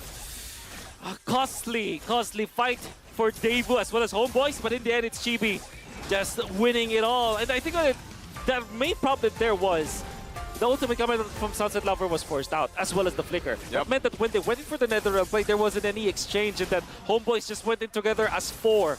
The Death Ball was there. They have the Retribution. No way, right? Okay, I thought it was happening again. I could see the moment that it was about to happen. Thank goodness it falls into the hands of the Homeboys, and now they've evened up that score. That gold lead shrunk. That's what we're talking about. It really is. If Deusvult lets it slip through their hands again, that was a 7K gold lead they had, right? In a moment, just in that exchange, it has now been whittled down pretty much even, right? Across the board. This now, Lord in favor of Homeboy is going to be marching up the top side. And Deusvult now has to kind of answer at this momentum from Homeboys. Real quick, itemization, anything specific here, Wolf, coming through? Still lack of DHS from Ryzel. I'm actually concerned about this. Yeah, because now the backline's already getting attacked by the Chibi. Electrifying Beats, but he gets stunned down. Carvey takes him out. No A-OK, no problem. And now this Lord push completely swatted by the backhand of Deusvult. It's so weird seeing teams like do that all the time. Like they get the Lord and then they decide to go. They decide to go. In between turrets. Yep, in between turrets as well. I mean, it's just... Oh, there it is. DHS, finally. Okay, he's doing some good damage onto Sawo's side, but it's still becoming a problem here, right? Because as much as Ryzel wants the free hit, there's just a lot of ways for Deusvult to get on top of him. And now that Carvey actually has that Winds of Nature, taking on Ryzel in this 1v1 is very much possible. That's right. But that is not what Homeboys is looking for. They want the Joy to take care of Ryzel. And as long as there is no Firemist ultimate, they're gonna be, copied Netherrealm. It's gonna be A-OK. Yeah, I think this is where, again, as they battle Sword. out here. Kimbomba gonna jump in again. Yeah, he's jumping on towards Warlord's side. He's handling him as much as he can. The Zorn is taking as much damage as he can. Ryzel is taking out Kimbomba, but No Fury does not connect on anybody, even with the committed flicker too. So technically, I don't know how worth it that really was. Well done, Warlord, actually. Yeah. He gets out. Good thing that he got out. Again, this is going back to what I said earlier. It's great when Kimbomba does that type of stuff, but at one point, it might be at a disadvantage, right? Because you jump in, you expose yourself, you get taken out, and now you're down a member. Yes, Lord is still a little bit of ways. He should be back up for that and everything, but, the longer the game goes, you've got to kind of be disciplined, put that in check, or at least if you obviously do jump in, the rest of the team is there to follow up with you, and really Homeboys just kind of played around that really well. Well, I think the real question is how long can Homeboys kind of keep this up for, right? Last time it was 30 minutes, and eventually Deusvult was able to edge them out to the very end when it came down to the ultra late stages of the game. So now that with 10 seconds left and the Lord about to spawn, Sunset Lover. what's the preparation, right? What is the key that's going to make the difference? Well, Sunset Lover is going to play a crucial part. What ultimate does he take? Yep. I think the Faramis might be better. Netherrealm. Netherrealm. Okay, here we go. Sawo's already on top of Chibi. He gets chunked down. He's too Oh. low. He ends up dying. Ryzel chunks him out. And now with one member down, it's a Zorn. 4v5. Zorn, he gets knocked out by the Lord. He might have to, I mean, he doesn't have to do much just yet, but he needs to get topped up. They might just reset this to look for an upcoming fight. But the waves, bot side, not looking very good. Mid gets shoved out. And now Kid Bomba jumps in for the fight. Minoan Fury has already come out as Netherrealm has been popped. They're starting to move forward. Carv can only do so much. Minoan Fury knocks up 3. Now the Winds of Nature comes out. Chibi is already taken out. Kid Bomba. Ryzel ends up dying. What a crit. What a Follow fight. crit. What a fight even. I would think that, I already mentioned like Sunset Lover should copy Faramis Ultimate, but it's not the case. They didn't need it. And I think that the problem there was Sepat was already poked down very, very low. And that's a massive, massive player, hero to have in those team fights, because the penalty zone is going to be very important to lock down Carby so that now Chibi will be able to take out that Bruno. This kind of knocks him down. Yeah, they're going to push Zorn back here.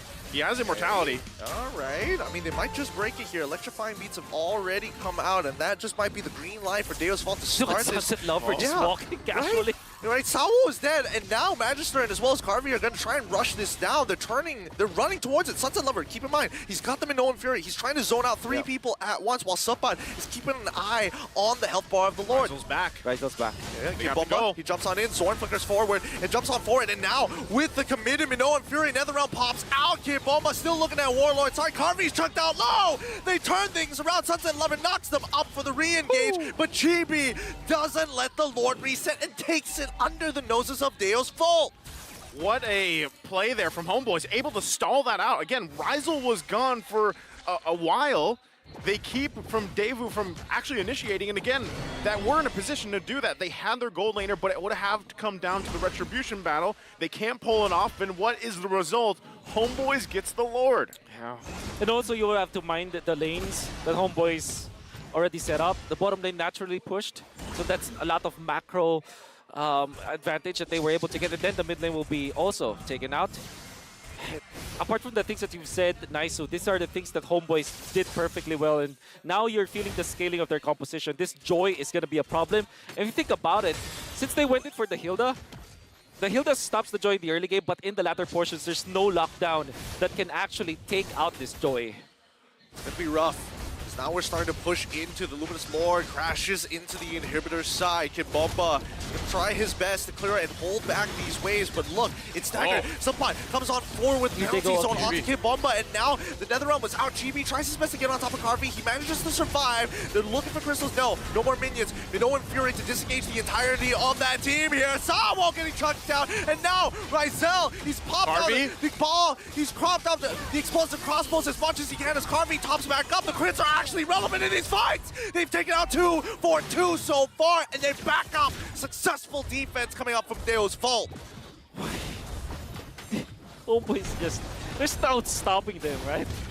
There's no leash good enough or no chain strong enough to hold the Malaysians down.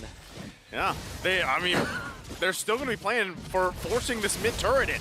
Oh, and there you go. Once again, Subpod with the penalty zone, doing it again. Magister with a perfect execution gets back out of there, but Sunset Lover is actually kind of low. Ooh, Intertruncheon purchased just in time as Ryzel able to close things out onto Sunset Lover. Good night for him as the third inhibitor collapses. Homeboys, 21 minutes into the game, 17-16. Now, no inhibitors for Deusvult.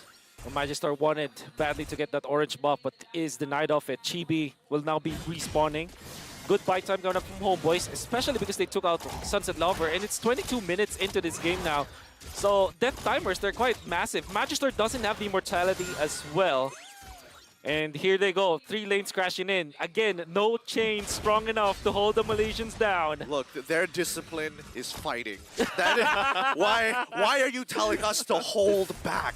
There is no reason to hold back this anger, this rage. Zorn took his form and knowing Fury, trying to get on top of Carby, and now the Electrified Beast chucks him down. Warlord successfully takes him out. Magister using as many dashes and punctures to actually survive to clear out these waves, but it's too late. Salvo is next to fall, and nobody can touch Rizel as Warlord takes out Sunset as they push this over to a potential game number 3. It's done. Magister, the last remaining member, and Homeboys farming the stats. Crack that crystal. GG, well played for the Homeboys. And after another decisive game, Homeboys able to regroup, recoup, and take us to a game 3 here against Deusvult. Can I just say that I wish this was a best-of-7 series? That's This is Gideon. oh, hey, look, I'm telling you, every time I'm doing play-by-play, it's always got to be the hardest, longest fought games of all time. We did wish for a game number 3 after watching game number 1. This time I did not expect it to go this way, especially because of the lineup of Homeboys. But then again, if you dial back in the drafting, when we were talking about the win condition for the side of Deusvult, it was definitely in the early stages of the game. But for some reason, they lost control of the game. And that's when you feel that this Hilda loses its team. I would say, though, that they were playing so well. I think that their distribution of tasks was good. Like Hilda going in for Rizel, while you see the Lapu-Lapu Kid Bomba was just on point controlling Warlord. But there came a point where Warlord just, went Super Saiyan. It just Ultra Instinct, and he knew where to go. He used the walls to outplay Kid Bomba many times and force him to get back. And in fact, at the 12-minute mark or 13-minute mark onwards, it felt like Kid Bomba didn't have an impact because of how Warlord outplays him. Yeah, not only that, but, as we wait for the MVP here, even Chibi able to play at, again, he was at a deficit, right? Is he the MVP here? Hey, deserving, right? We got the camera actions going, but of course, MVP gonna be Chibi. As I was saying, he was at a deficit. There was so much pressure on his jungle, the early rotation and everything else. But you have to remember, a lot of this had to come down also what was Sunset Lever going to take for the ultimates. Chibi did a great job at forcing sometimes even the flickers out early on or forcing Sunset Lever back, and was able to just play from that deficit he had early on. Having to secure the premise was very important for the side of Homeboys, and they were given that chance. I kind of doubted this Minotaur pick because there's a Vanity on the opposite end, but my oh my, they played well. Look at this, the first outplay from Warlord, eventually allowing Chibi to get more kills. And the timing of his Netherrealm, hitting up the 3 members of Homeboys, eventually saving the team fight for them. This is one of those turning points, and this was the more important one. When Sunset Lover didn't have the ultimate to copy any, the Netherrealm now allowed them to get into Harvey. The red carpet was already drawn. This eventually will be a very long team fight that only one player survives because of the aggression from Homeboys. Like I said, there's no amount of chains can hold down these Malaysians. Rizel still wanted to fight Sawo, understandably so, but then comes the big boss. Chibi, the only one surviving. Eventually, you'll see the Faramis after this, but it's only because of the cooldown that was out. Then they secured the Lord. Another big team fight in here as Chibi will go to the backlines once again. And look at that Shadow Stampede controlling Sunset Lover and Carvey. Right after the penalty zone, you still have the Shadow Stampede. That's just brutal to deal with. And the thing that Homeboys did after this play, even though it's like very aggressive, they did not let go of the pressure. They continuously pushed, and Rizel did not die afterwards. So that was actually one of the beautiful things that they did, especially the immortality picked up by Rizel. Eventually, he looks very slow as he's hitting that because of a defensive item, but you already know that he already did his job. And then Chibi was there to close it all out. I think, you pointed out some really good stuff, but despite our MVP Chibi going in really, really hard against Cardi, for the most part, because of what he's been doing the entirety of the game, the fact that he has the tenacity, the fact that he has the Rose Gold Meteor, the fact that he has a team that's trying to peel for him, I think that Chibi was only able to get through at least 65% of his HP. The last 35% comes down to both Warlord and Rizel, sometimes even Subpod, to kind of break that shield early on to look for the finisher. Yeah. Again, things really fell into place for them because at one point they were nearly 7,000 gold behind. They kept things disciplined. They punished some of the early aggression and the mistakes or mispositioning, even if you will, from Deusvult, and they were able to get back into this game, of course, and turn things around. And that's where really things fell into place. Even with Rysel, some of those decisive positions that he took early on was able to get key people down, whether it be Carvey or whichever here. But, you know, those things all play a part, and that's why, yes, it was still relatively a longer game than what maybe our average time is, but not as long as the previous one, but still, they got the job done, right? Did relatively well with how far they were behind here. There's so many things that we have to really address in this game, and I think that, you know, if you're a content creator, and probably I would do it, just these two games would give you what, maybe 4 hours worth of analysis, right? Yeah.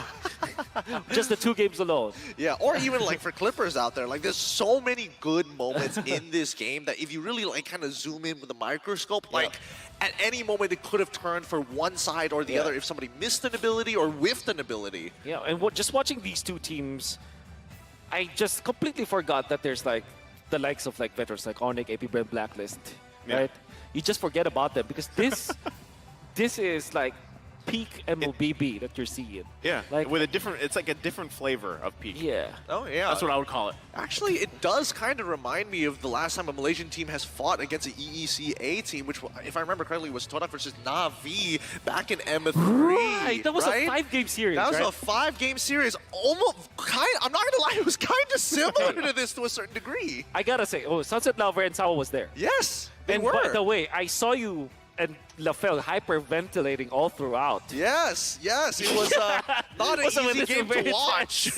It really wasn't, because this EECA as a region, they have quality players. They have quality teams like Deusvult, and it's hard to see them come against, you know, our local favorites at the same time. You want both of these teams to rise up and succeed. I just wish there will be like constant like West, like MSC version of the West, you know? Although MSC has evolved to a point where it's starting to get to a point, yeah. But what I'm trying to say is, like, I hope that they also have their own thing, like where all of the, like, NA going up against EECA, all of those teams out there, Farflux eventually, you know, from Turkey, like all of those. Oh, I think it's actually. So you're talking about like MSC 2.0, but different part of the world yeah, or something? Something like that. Have to be a different name or something. Or like MWC, Mobile Legends West Cup. I don't know. Yeah, it's we can all MWI with all dudes, right? You know, Mobile Legends Western International. Clearly, that's what it was made for, right? You never know what can happen at this point, right?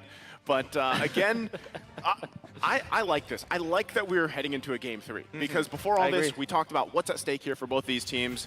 But before we head to Game 3, we are going to have to go throw it over to Manjin, I believe, out there for an interview. He's got something to say. Manjin, take it away.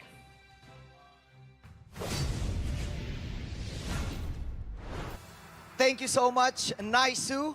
Man, this series is intense. 1-1 for Deusvult and Homebois. But speaking of Homebois, I have here their main supporters, the Flame Boys! From Malaysia, fresh from Malaysia. Orang panggil saya Papa Frost. Saya berasal daripada Negeri Sembilan. Ni kawan rakan-rakan saya, kami daripada Malaysia. Datang sini bergerak pagi tadi. Baru sampai hari ni terus sokong Homebois. So his name is Papa Frost. Papa Frost. Yes. Papa And Frost. He came from the state of Negeri Sembilan in Malaysia. And they just arrived this morning and they came straight from the airport, straight here. Okay, to cheer. For your information, everyone, they are the official fan base and the official cheering squad of Homebois. So, how was your flight? How is Manila right now? Manila setakat ni kami tak dapat rasa lagi apa itu Manila sebab kami sampai je tak sempat nak explore lagi. Terus datang sini, terus support Homebois, terus bagi yang terbaik untuk Homebois. Okay. So at this point, they haven't had the chance to explore Manila yet. Because, like they mentioned, when they got here, they came straight to the So there's no time. No time. There's no time. Okay. Just your time. You made it right away here. Now, since you guys are the official band, first of all, I have a question. Why do you support Homebois? Sebab Homebois nombor 1 kat Malaysia masa sekarang ni. Because they're #1 in Malaysia at this point. All right. That's the main reason. Again, since you are the official band, can you give us an example of your cheer, please? Here we go. Teach us the cheer. Okay. Ladies and gentlemen, wait, let me do the intro first. Okay. Ladies and gentlemen, please welcome the Flame Boys.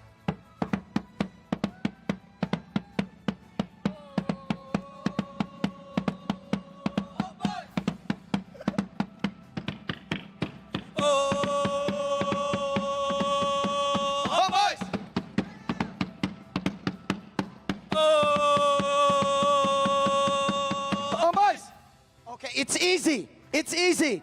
Three homeboys. Who made the cheer? We make it simple because we want to attract the crowd. Sorry, what? They made it simple because they want to attract the crowd. All right, can we do that again with the crowd? All right, okay, let's do it again. This time with the crowd. All right, you know how to do it, right? You cheer 3 times, right? And then you say, oh, homeboys. Okay, that's it. All right, let's do it once again. Ladies and gentlemen, the Flame Boys! Oh! Everyone, let's go! Homeboys! Oh! Homeboys! Come on, energy!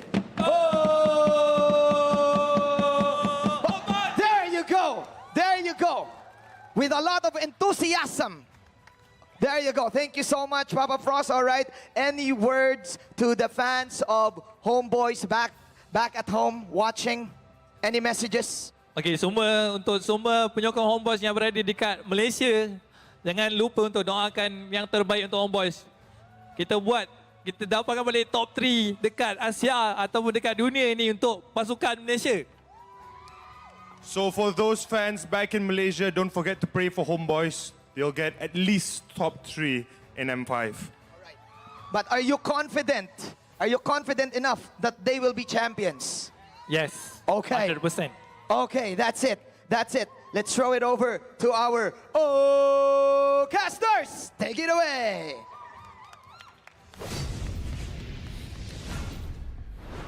Thanks so much, Manjeet, and also to the Flame Boys there.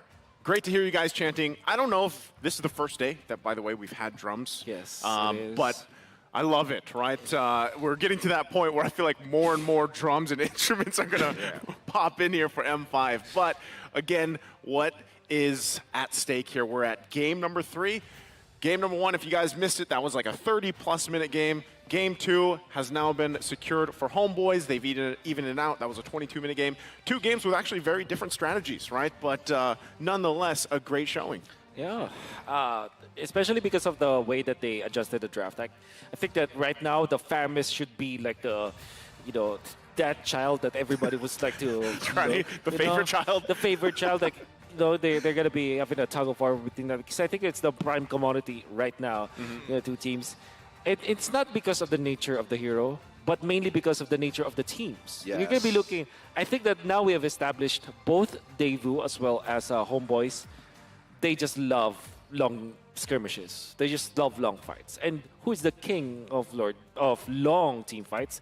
Definitely the Faramis, because the longer the fight goes, obviously your ultimate allows for that to happen, but at the same time you stack up so much on those Ghost Bursters damage. Yeah, it's just a big deadly. ramp. It's deadly. Yeah, no, the stacks are always going to be good, but instead of the golden child of Faramis, I'm feeling like it's more of a dead horse. It needs to be banned. It needs to go. People are milking it for too long, and it needs to stop. Hey, I'm in the same boat as Gideon right now because even there was a point, well, even back, when I don't even know how many seasons ago this was, but when it was all Faramis Valentina. Yeah, I remember that. I feel like we're going back here. We took 2 steps forward, we're taking now 3 back, right? We're going back to that point. Yeah. I get why it's such a sought-after hero, but And that's the thing is when you only have so many bans, right? And you have these heroes that have been performing so well up to this point. You know, really, what are you willing to let go? What are you willing to let the other team have? Especially when you go into the blue side priority and then you have the red side, and that has all its statistics that I know you guys as analysts love. But really, that's the question: is if we actually ban out the fairness, what are we leaving open? And how does that evolve into the draft? And really, when it's come down to now, the best of one for this series. Given how both these lineups have changed from game 1 to game 2, is that possible? Is it take out the fairness, get rid of that, and then build this lineup, build this strategy around something else? Gideon, I know you're very familiar, especially with Homeboys and their playstyle and everything. Yep. Is this the time to pull some type of surprise out? Well, I mean, considering how they've been playing so far, this has been the surprise since game 1 to game number 2, right? Because very much... I get it. they have a very different personality. Yeah. They like to play early game strategies. They like to kind of snowball out of control as quickly as possible, and they are known back locally as the team to do so. One of the most abusive early games as possible, arguably toxic to some teams who like to play slow, like Team SMG, who have to kind of figure out a way to slow them down. Yeah. But now when you're up against the EECA, who also, they love to fight. They're ready to ego challenge you. They're just as eager to take you on. Now comes the real question, how much confidence do you have to get ahead, right? Because now we're at the world stage where these are mechanically talented players, and it's not about outplaying your opponent. It's beyond that. It's can you outplay your opponent? Can you outplay your opponent? Can your endurance help you out? Yeah, I would... Game 1 was endurance. Game 1 was pure endurance. Exactly. Not only for them, but Gideon as well, but just overall, right? When you're watching team fights like that, that's, you know, really, you only have an answer for that, and that's really just going toe-to-toe and duking it out, right? Whoever comes out on top. And again, that's why I think that whole conversation of Faramis being one of those heroes that allows that to happen, you take it out of the picture, then you lead into a different, kind of draft and strategy here for that. So even going back to what we talked about in Draft 1 with what Coach Fly Solo has done before, and Wolf, do you think this is the time where maybe for Deusvult here, is this something that they want to go with, or is it just really, all right, we know our play style, hey, Homeboys, we know how you guys like to play, let's just go for it? Potential idea. We haven't seen it the entire tournament. It has been building up to this point, and especially towards the end of most regular seasons around multiple MPLs across the world. What happened to Kadita? Is it time to come to a point where it's like, hey, even if you do get the farmers, if I just one-shot you before the animation is able to go through with the Netherrealm, it won't really matter, right? Or is this just too inefficient of a strategy? I would say that it's too... There's so many conditions for Kadita to work. And I think if it takes a specialization to kind of merit a pickup. For example, if you're looking at Echo, Backroom C PLI, they will not think twice taking up the Kirita because they know that it's a hero that is played not only by the player but also by the team. So they know exactly what it does, right? For now, I think teams will just go back to what works as a team. They probably did not scrim with the Kadita. Right, so they probably will think, okay, we haven't really touched upon that. Maybe they have focused on other things, right? Oh man, that means they've been scrimming with Phoveus in the mid lane this entire time. the thought of that, having like 30, 40 plus hours going through scrimmages, like how many until you're that confident? That's true now you think about it. Oh man, I can't imagine. Right? I can't imagine. Lane Prio, don't worry, we just fight. Oh my god. I think there's, especially after M5, there's going to be more mid-Phobies happening in the ranked games out there. God. So, with that all said, let's go ahead and jump into the draft here. Game number 3. It's 1-1 for both of these teams. It's all come down to this. We've theorized, we've conceptualized exactly how this could play a part. And if Faramis will actually pop up once again as he is a mainstay in one of these lineups. But already, Deusvult on the blue, Homeboys on the red here, 1-1 already banned out. Okay. Can I have me thinking, like, what do you prioritize even? Especially when the backside is open, I think that Deusvult might consider that as the first pick. Also, the Nolan should be another option, which kind of makes me think that Deusvult might leave both assassins open.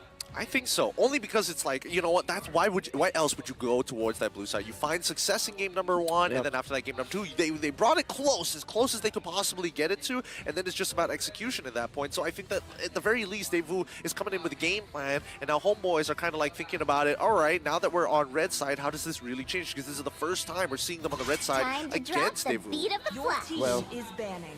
It's not gonna be the case. It will be utility junglers, will be the priority. And I'm pretty well sure that the Faramis eventually will be put in the mix. I think it will not be like literally the first pick, but it's going there anyways. Okay. Unless they ban the Phobius out of nowhere in this Do you think particular that'll slot. just happen? Like, we're tired of it. All right, we're just Ban it out. We're I sick hate that of hero. this. I hate that hero. Let's just not play it. I'm done with it. We're And- gonna force Homeboys to ban out the Nolan this time. And oh, if you think about it, well, now that I think about it, Deusvult, this is elimination game. Yeah. Nolan. If they lose this game, they don't have a shot anymore. They don't have it. Do they? Is No, that- because they will go 1 and 2. Oh, And they then there's would already a go 2-1. 1 and 2, and there's already a 2-1. You're right. Yeah. We're gonna double check with our producers in a little bit, but in the meantime, I mean, let's see what the next man, Angela. Man, I don't know what some of these teams not like in Angela. Yeah. Hey, they don't want to deal with that hard card, you know? Yeah. It's, we saw what happened with Ra Yeah. recently, where he was just godlike on the Angela, and not to mention just the healing meta. In a way, really the only thing that's slipped through for the most part is Minotaur, right? Yeah. So we'll see again. Next ban here for the first phase from Homeboys, but the fact that Nolan is open, Yeah. is that a possibility for Deusvult here? Yeah, David wants that. I think that they played it against Geek Fam. And to quote one of the players that I will not name, Nolan is the assassin for utility jungler mains because it's easy. And there's a slur word afterwards. Always on the way. So it's easy Your team and the is slur words. Okay. All Leave right. it to your imagination. Leave it to your ladies and gentlemen. imagination. It's easy and Slurpees. Yeah, slurpees, yeah. Matilda gets banned out here, which is kind of interesting because now, after replaying the draft in my head again and again and again, and Deusvult being on that on the red side in the past 2 games, Yeah. I was expecting maybe they follow suit, right? Get rid of the Lilia and be ready to actually deal with the Farmis all over again. But since they're getting rid of the Matilda, they've kind of opened this draft up.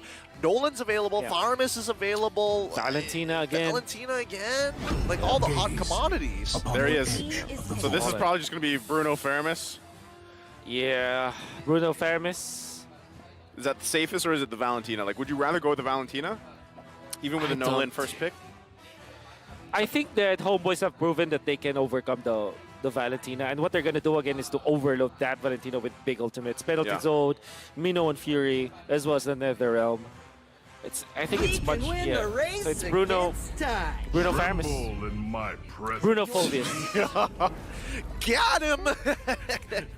40 hours. 40 hours of gameplay, and Okay. let's keep in mind that at least now we know that it gets thrown into the mid lane. Now it's like it could go into the EXP as well, Oh right? my Yeah. So Still this is- technically flex.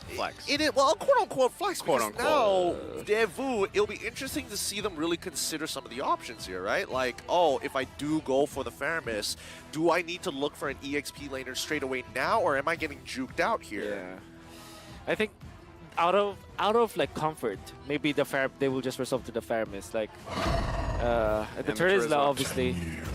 Okay. Kid Bumba is finally getting 10 something years. to- That's how much time they will spend this game. And there's the Minotaur. Oh, I Hey, love it. I actually like this because I always feel like, Nolan, for the most part, if you are going to draft him, you have to be able to cover like the front and back for the most part, Yeah. whether it be peel, whether it be initiation. Minotaur, Terizla, perfect heroes to be able to do that, right? Because a lot of the times too, if teams are smart playing against the Nolan, the way that his fracture works and everything else, you're going to try to get the advantage in terms of the objective dances, Yeah. right? Whether it's the turtles, whether it's the lords, you can actually whittle them down. But with the Minotaur and a Terizla, you put yourself in a better position, and that's exactly why Homeboys is like, hey, let's go the Marcus, right? Yep. At least it gives us that utility option as well here. Yeah.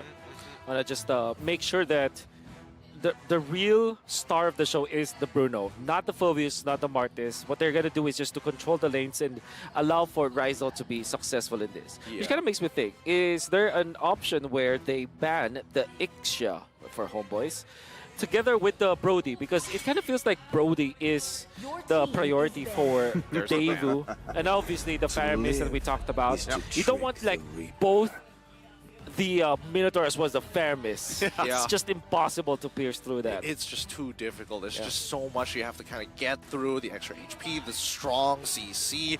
I think at the end of the day, right, at least for the Homeboys, you're right, Wolf. They are going to be leaning into Ryzel. This is one of the few signature picks where he is just stable on and really knows how to like press an advantage. But that's the thing. That's when you start seeing, okay, early game, you're seeing Modest, early game, Bruno, early game, Fulvius. He's kind of there, I guess, right? He's there. He's there. Do you want him in the mid lane? Do you want him in the EXP lane? Do you put him into the EXP lane? He's going to be like out of the fights for a good amount of time. Hey, here's some Malaysian pride, right? So far, there's only 2 Maniacs recorded in M5 group stage, and it's from our Malaysian teams. Oh yeah. Oh yeah, you gotta get down with the sickness. Wow, it's just, it feels good to have at least something going for us. Well, there's more than that, you know? Hey man, I don't know, the last couple of M series did us dirty. I'm gonna tell you that, man. Even MSC wasn't that great. MPLI, woo, not great, not great. Hey, you're in a new era now, according to what's happening over there, right? And even from Mars and Shamilo earlier, we're in a new era. We'll see if they can continue onward, and you can have more to be proud of. Yeah, I mean, I'm just gonna, write off the C game pills. You know? I'm just C game pilled. That's it. That's all I'm going for. But let's look at the second half of the bans, right? Farm is the Valentina. Oh, they also get rid of the Lithia and the Arlet for the side of Devu. There's a massive chance they pick up a something like along the lines of a Minotaur or Tigreal or Hilda actually for Homeboys. Just be into the front lines because that's what they need. To go with the Martis, you want someone aggressive. Maybe Cho actually. Yeah. Well, Wipe out all the injustice in the world. I don't know if you called that before I heard the wah, or you're just that smart, I needed Wolf. to say the word maybe. That's my weakness right there. I'm learning how to be an analyst over here. I'm observing very well. Yep. Trying to get the timings right. Yep. I think you want to go Claude instead because you're well protected anyways. Look at the protection that you have from Deusvult. Yeah. At the same time, the easier option is Ixia because it's great versus the Bruno. Yeah, you just lay down the full barrage at that point with a Terizla and a Minotaur. Right? Especially, and then you can increase hitbox sizes. You can start peeling really Brody. well. Yeah, Brody. By the way, I forgot about the Brody because they use that actually a lot in these situations. But what's that? Beatrix. Oh, Bayanova. Okay. Huh. Nova Trix combo. That's what they want. Yeah, Novatrix. And there's the response, Paquito. Oh, yes. Yes. It's good to see that at least for Sapat. Wait, I don't know if he's going to get. Wait, which one is he going to get? Okay. Sapat is going to be getting the Paquito in the EXP lane. Is one of his own signature picks. But again, this is one of those few matchups where it's like there's no real winning against the Terizla. It's same like Terizla versus Benedetta. You don't expect to die in it. It's just wave clear and then rotate. Whenever it's that matchup, I'm always like, yeah, Paquito's literally just punching a wall. Like he's training for the wall, and then It's the eventually, training arc, yeah. he's basically gonna split off, and then you'll see if he's able to pop off from there. But again, real quick, Wolf, take us through this breakdown for these lineups. The Paquito will be the counter to the Beatrix. It's very traditional. If you dial back M3, that was the pick to deal with the Beatrix. It still is. And you have that additional the tech that you can actually split push. Because looking at Terizla and Minotaur, the Var, all these stuff that you combine together, there's no actual split push apart from the Nolan, which in a way is counterproductive. You don't want the Nolan to be visible in the lanes, actually, particularly the long lane. Once the Nolan appears there, you can take the objectives. Well, so that's the tech pick. We'll find out if they're able to pull it off here. It's come down to this, the best of one between Homeboys and Deusvult. Who's going to come out on top here? Both these lineups very different, even from the previous 2 games. We'll see how it all unfolds. All right, here we go. As we get into it, it's going to be Magister starting off on his purple buff as tradition, but more importantly, forced out to use his Retribution by Zorn. On the other end, we do see that GB started on his own purple buff and will end up on that top side. I've noticed that it has been pretty interesting in a couple of these matchups at the very least that, Homeboys had sort of been kind of leaning into minimizing Kid Bomba, and he has been continued to perform every single time, but now it might be a little different. If they're able to establish, let's say, early game, right, in terms of having a Nolan, and you can start building that up, start building the momentum early on, I feel like that is going to be troublesome for Homeboys, but that's why I like the fact that you have a Paquito locked in, right? Usually, when we talk about this Bruno pick, it takes a while to build up. You can already see Magister. He's timing it. He wants to get in. Oh, close. This time, for the first time in a long time, Zorn not giving first blood. Yeah. Well, that's the Nolan. Like the pressure. players would say, like it's pretty easy to do. And I think that if you play the Nolan, you'll understand. It's just how it is for some of the newly introduced heroes. Yeah, you just push buttons and he's then all strong. of a sudden you do damage. Yep. I love it. That's what you're saying. He's strong. He's strong. He's kind of good. He's kind of good. But look at this three-man gank on top side against Kid Bomba. It looks like he couldn't respond in time. Ooh, perfectly laid out Astra's eye coming in from the side of Warlord. But now GB might be in some trouble. Wait, no! Oh, he gets sniped at the very end. That's so sad. He just got the trigger Quantum Charge to get that little chunk of health back, but Sunset Lover said no. My goodness. You saw the pathing coming out from the Novaria didn't even appear in the map. That's why Chibi just walked naturally towards his base, not even trying to dodge. I was surprised they get from Sunset Lover. Yeah, and now they're going to be starting... Oh, they're going to be starting the Turtle. Chibi is a level down on Magister, but the problem is that Magister is kind of chunked. He recently got his purple, and now they're going back and forth here, but Chibi, he's like, whatever. I'm just going to clear my entire jungle side on the bot and quickly make my way over to this Turtle. Great reset. We've seen... I'm not sure... Oh, yeah, Magister's level 6, so that's a great reset coming out from Kid Bomba. Yeah, we'll see again who is able to claim this first objective. Both teams kind of getting in position where they can, but yeah, Magister was kind of low. Not sure if he actually wants to get in. Oh, hold on. Oh, interesting. Magister, he's already chunked out thanks to the help of Warlord. And now, wait, GB, he's also low. Oh, the kick coming in from Zorn to save his life. Kid Bomba, unfortunately, all his efforts were paid off with the help of Sunset Lover once again finding the kill. This is not turning out well for either one of these junglers, but still, nobody seems to be able to take this first turtle of the game successfully. Here comes Magister. He should be able to get it. Kid Bomba secures it, and now they back off into their lanes. Yeah. That's because Magister didn't have the retribution. But I mean, Kid Bomba, this is one of his signature heroes. I mean, as good as Lapu Lapu was, his Teresa is even better. You see the timing and obviously Sawo just committing the flicker to pave the way for the penalty zone. It seems like typically the Minoan Fury is like the big ticket ultimate, but this time it's just a setup for the even bigger ultimate, which was the penalty zone. Yeah, you follow that through, and again, the fact that you have a Novaria on top of it to provide you with a vision, you know, the hitboxes like you mentioned earlier, Gideon, you know, the whole kit itself really complements this whole lineup. And that's not even to talk about later on, right, when Carvey is where he needs to be. So really, for Homeboys, you've got to be in a position to withstand some of this early aggression. Speaking of which, way the Dragon committed on Sawo, Minoan Fury, but again, they're able to dodge it. Sawo ends up falling down, and now Warlord is committing pretty hard onto Magister's thigh, but he's not going to keep going underneath the tier 2. Dryzel walking past the tier 1. He doesn't care about the plates no more. He's going to quickly take care and proxy these minions and quickly hop on over to clear up that lane. Oh, this is a good invade if they will eventually get it. No retribution for Chibi. Magister is here with his own retribution, so they just give up the fight. Just get out. Yeah, especially with Kid Bomba nearby. Zorn continuing to just give that information time and time again. Beatrix going to go for the recall for the time being, and back to the lanes they go.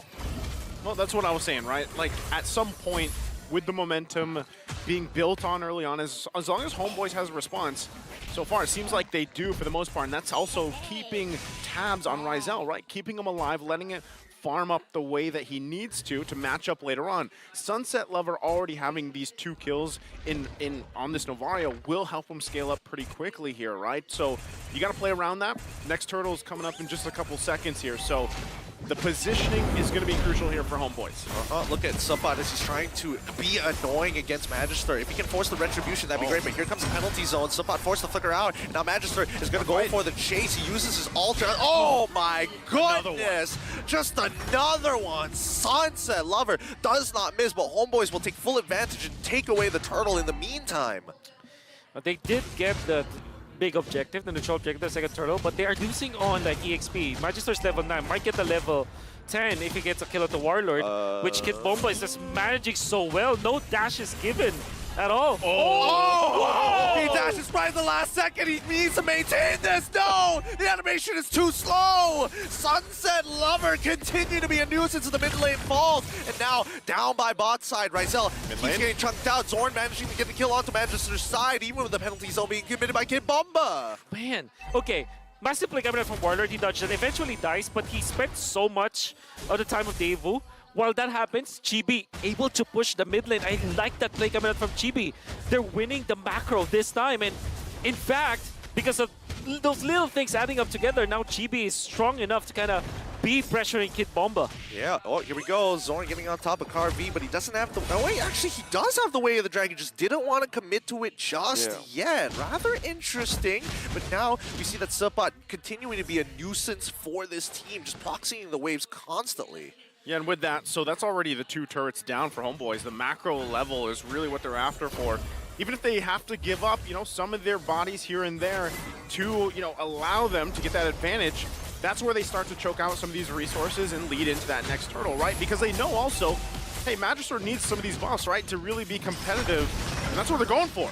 Yep, and here we go. Warlord already starting things off pretty strong. I mean, the Demonic Force is really starting to hurt here. Even Kid Bomba having to commit to the penalty zone was kind of nice, but at the end of the day... Oh, wait, hold on. Sawo getting into the little fight. Warlord now in some trouble. Demonic Force comes out with him. The Owen Fury is going to slow them down. Combo with Carv. The damage is more than enough. Warlord's dead. Homeboys are on the run. This time, Sunset Lover allowing Zorn to get away with this, making predictions for the Tribe Rush instead of the traditional path. No purple for Magister. Chibi does have the...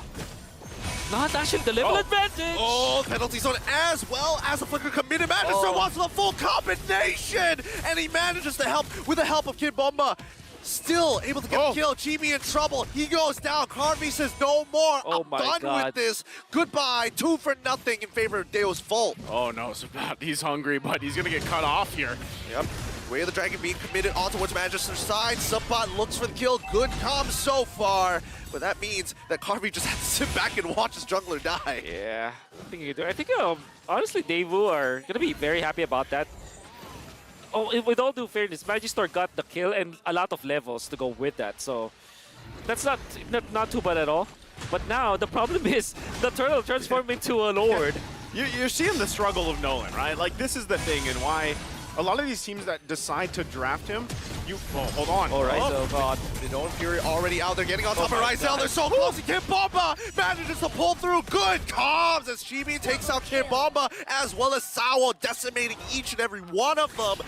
Kid Bomba and Sawo have just been on it, man. But dang. They're playing like a fighting game where they juggle like airborne, the air combo. Air combo. Eventually, Ryzel taken out, and big props to Sunset Lover as well, landing the ultimate. Because the thing is, you're slowed so much, about 80% when you get hit first by the Astral Echo. And that means that no matter what happens, the Terizla, as well as the Minotaur, will be able to catch up. So that's also a very important tech that you have to think about when you're playing against Devu. Interesting fact, M-Series. This game 1 of this series tied M1 Grand Finals, RQ versus Evos. 54 total kills. Wow. Talk about a bloodbath. Yep. And right now, the fight for this Lord, we'll see exactly how it's executed. Once again, the struggle here for Magister is to get in positioning and deal with Zorn. Here we go, and Warlord jumps on. Instantly, 2 members die straight away. Nicely played by Sawo. They committed 4 ultimates to make that call. But in the meantime, the Homeboys were able to take the Lord away. Talk me economics here. Was that worth it? Was it not really worth it here? Not worth it for Homeboys. They will lose their mid lane turret. Fortunately, there is the split for Sepat. And I think, it's generally not worth it because they're not going to be able to use the Lord anyways. I don't know about this. This is starting to... Like, initially I would agree with you, but eventually if Devu don't do anything, they're about to, at the very least, lose a bit of... Okay, there's the explosion. Second wave is coming in, and that's when Deusvult are going to collapse on it. And Subbot, he's got to be careful, right? He's seeing the Star Shatters come out. Yeah, he's got the information here. But, ultimately, it's just... typically the First Lords, you know, you try to get something when you can, but really you're working against the macro that was set up from Homeboys earlier. And referencing the previous game, that's what we talked about when it came to those later Lords, right? It was the macro setup that they did in the lanes to allow themselves to have some of that advantage to transition and rotate properly. And that's basically what they're doing here as well. Oh, here we go. Once again, Zorn looking to instigate war once more. With the Astral Echoes, there's going to be just a bit of information. At least they kind of know what's going on. Subba, good double heavy left hand to make sure that it's difficult for Magister to look for the big one-shot. We're gonna be close. I think that at this point we cannot even like think about like the gold lead advantage, right? I think it's between levels. So Chibi is level 14, Magister is still level 14. This is one thing about Nolan. No matter what happens, you are able to farm. The thing is, he's farming some of the lanes, which means that he takes away some farm from Carvey. However, Carvey's usage of the Bennett's range is actually pretty good. Yep. Oh, Chibi! Might be. Huh? Coil, second What? half of it. Oh, GB? he uses it. Now he's gone. Sunset Lover finds the kill. A mistake coming out from the Homeboys' jungler. Oh, what such bad timing as well. What was that? He didn't get through the wall, right? No, I mean, he got it at the very end, but still, though, I mean, I think he just thought that it was one of the thinner walls, so Yes, that half exactly, the animation would have gotten him through, but only until it completed the first half of the animation was he able to kind of get that initial hop. That is a massive outplay. I mean, what they wanted to do was to take the purple buff out again, and every time that Magister has a purple buff, that's a kill threat. It's just like, just how it is. Trizel will always be in a lot of trouble every time that that Magister has a purple buff. So we'll have to fear that. Fortunately, though, as an assassin, this is not a joy where magic damage is the source. So you can actually build on Wind of Nature for this specific choice. Sepat, can you actually take out Magister after the ultimate? Maybe. Yeah. Nah, didn't even try. I don't think so. Yeah, he just has to be a threat, right? He just has to constantly just be there while the rest of the Homeboys are going to drag and pull this Lord time and time again because they always have to deal with him on the bottom side, especially if he has a wave, right? Yeah, that's great Long though lane because play. he puts the pressure there. So you're forced to either just let him go, do we commit to this Lord? Someone's got to do diligence to handle that, right? And for now, you can see them already rotating down. Sepat, though, he'll just patiently wait. He'll continue to do that as this Lord fight, as this Lord dance ensues. But it is going to reset for now, so both teams trying to just kind of feel out the situation, right? Now, one thing that is difficult here is who's going to start it. Which one? Zorn is actually looking for his own. I mean, the Way of the Dragon just got committed earlier on towards Kid Bomba side, starting Warlord to actually jump with the Demonic Force. And now it's going to be Astro Echoes to give the confirmation. Penalty zone comes on in the combination. This nice Sawa focus forward. And then CB is gone. No jungler for the Homeboys once again. And they just back off. No need to commit any further. Two Flickers already down. And Magister walks up. He wants this. He wants it bad. And now they're taking their time. Fracture is already out. Harvey's trying his best to maintain space away from Subba. That sword down. Ryzel gets a kick onto Kid Bomba. Magister is able to score this Lord, and now they're on the run. 2-for-2 trade. But the Lord... Oh! I spoke too soon. Make it a 3-for-2 trade with the Lord in the hands of Deusvult. I think that Daewoo really happy with that trade. They only lost their XP laners, whereas the roamer, maybe the only thing that will bite them in the end is them losing the mid lane turret, but overall, man, they got that Lord and they burst out Chibi. I gotta say, man, Carvey, usage of this grenade launcher, this Ben's raging. Yeah. It's just so good. I think there was only one time where he missed, but I think 3 out of 4 was able to kill off people. Yep, Subba should be able to get out of this, no problem. Oh, some smooth moves coming out of him. But in the meantime, it's still going to be the advance coming in from Deusvult. They've got the Lord empowered minions. They got Lord pushing on that top side, but it kind of looks a little staggered here. Deusvult are not walking with this Lord. Itemization-wise, though, where's it fall into place? It's pretty much even across the board, though.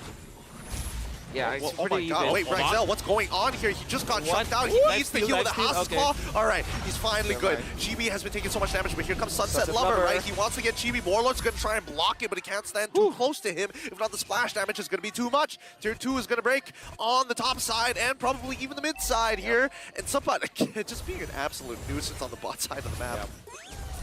And all of the things that Zepat was able to do, it was just erased by one Lord fight. Because now they're leading. Zepat does have the immortality. Oh, no. And 4 members converging on him. Help. Oh my god. Shot, gonna miss. Oh, the skill shots. We're waiting for it. No way they just let him walk away like that. They're scared. They're happy with immortality. It's Happy a with warning letter. Yep. They're just like, here, Yep. don't do it again. You know when you purposely, I don't know if this is what they were doing, but when you purposely missing the shots, the warning shots, wow, right? Ooh. But here's the thing. At this point in the game, and as you got a glimpse of the items and even the damage dealt here, this is what we talked about. That what is it called? The Novatrix combination? Novatrix, yeah. At one point, it is going to be, instead of the Bennett's Rages, if those setups aren't like we've seen before, then he's just going to be going for the, the snipe shots alongside Sunset Lover, who has been on point for the most part. That's right. Honestly, Carvey just plays this differently. He relies on the Bennett more than the Renner. Because usually the Novatrix combo is like Astrosphere into the Sniper from the Renner's Apathy in combination with each other. With the increased hitbox, you kind of also rely on that too. But this time what they're doing is actually utilize Kid Bomba. Like I said, the penalty zone is the bigger ticket ultimate here because it literally locks down people. And it's enough for the Bennett's Rages. It's kind of for them to be taken out. And I don't know if Homeboys are well equipped around it. Yeah, I mean, let's not forget about the placement of it, right? It kind of forces specifically Chibi around these neutral objectives to decide, do I have to keep pressing forward with the mortal coils and then be caught out in the open without anti-CC, or pull back and just eat the entire ult? Here we go. Penalty zone as well as Sawa coming in huge with the Minnow and Fury. Saw the next to fall. That's 2 boys already down with 2 flickers, 4 ultimates from the side of Deusvult. That's well worth it because now, right, they cannot fight. Homeboys cannot fight this. Well, Deusvult, they can just even like zone out Chibi here. There's no chance for them to contest this Lord. A well worth it investment from Deusvult. They got to defend. Again, decisive here from Deusvult. What a series this has been already, back and forth. We've seen Homeboys defend against this situation before, even be down even further than this. We'll see if they can pull it off once again, but the placement is something they have to watch out for. The positioning, taking care of Rizel as well. A lot of the times, again, Zapata's just, he's got a split push. That's the most part. He's trying to put pressure there. There could be a pinch onto they're going to go for the sandwich. Carvey is showing up first. He's used Oh my the god, he's tactical trapped. roll. He flickers out. He gets knocked up, and even the Retribution as well as the Minoan Fury being committed here. Zorn emotes, knowing that, man, that's a lot of resources for one of my boys. In the meantime, Rizel is going to be chunking down the Lord on that top side. Look at them, the death ball. The Bandage Rage, and Wind even of coming Nature. to the Windows of Nature. Oh my god. Everything being thrown at the Homeboys. First inhibitor is going to fall. Second one, next GP is so low. Magister goes for the fracture on towards Zorn's side, but now Kid Bomba really disrespecting with a penalty zone. How far can he actually go? His 2 inhibitors will fall, and a third one is about to be committed to as well, as Deusvult are finding their win conditions. They take everything away from the Homeboys. Massive high ground siege. You can see the Deusvult death ball literally just grouping up together. You can see it coming from a mile away, but the Homeboys can't do anything about it. Even Rizel had to use the Wind of Nature just to dodge the Bandage Rage because it's used in a way that you trap people in. Deusvult are just so well equipped with this death ball strategy.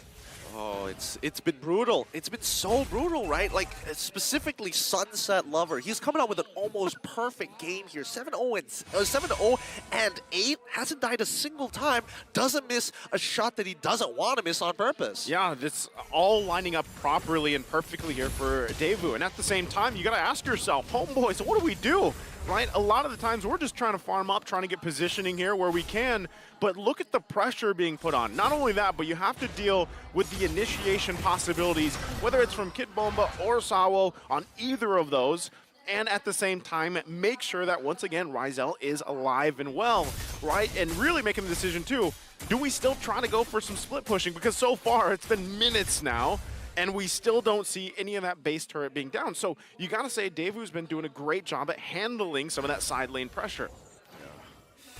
Then again, the only thing that I can do is probably split at this point, but you're going to be looking at Deusvult. They have adjusted accordingly. They know how to deal with this split push that Zepat is doing. They're eyeing all the right pushes. getting out safely.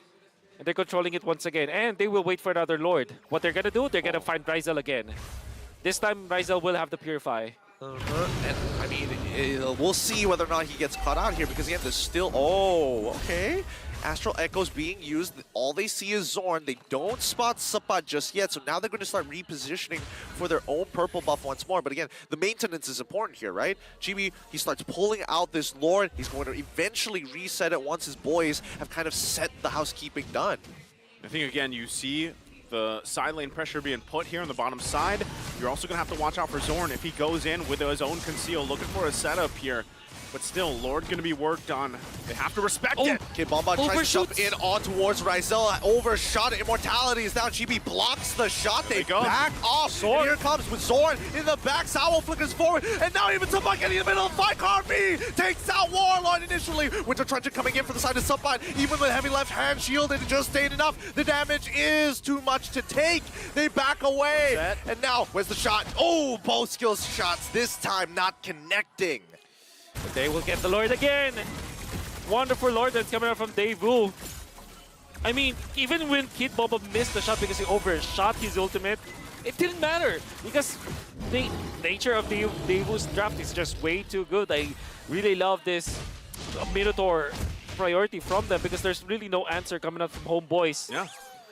That's what's difficult. Again, going back to the question, you know, when you're dealing with the Terizla, the Minotaur, and then you're getting a shot from, you know, all angles or even from a long distance from Carvey or Sunset Lover, it's really hard to play around. So you're looking for your own favorable situation. And at the same time, Ryzel has to be very crucial on his positioning. We'll see if they can defend here. Here they're trying to muscle on through penalty zone as Zorn is already down. Can't make the play. GB's trying to peel as much as he can, but he gets chunked down. No man mortality. You know when Fury comes out. Warlord with the demonic force tries to get on top of Carvey's side. Ryzel holding on strong, but they're going to muscle their way right into base to forcefully end this game for the Homebois.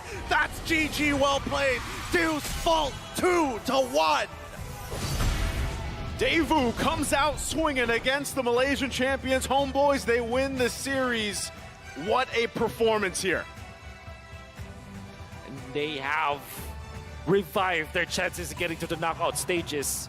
They went 2-1, same with Geek Fam. And for Homebois, it's tricky because after winning their first series, now they're 1-1.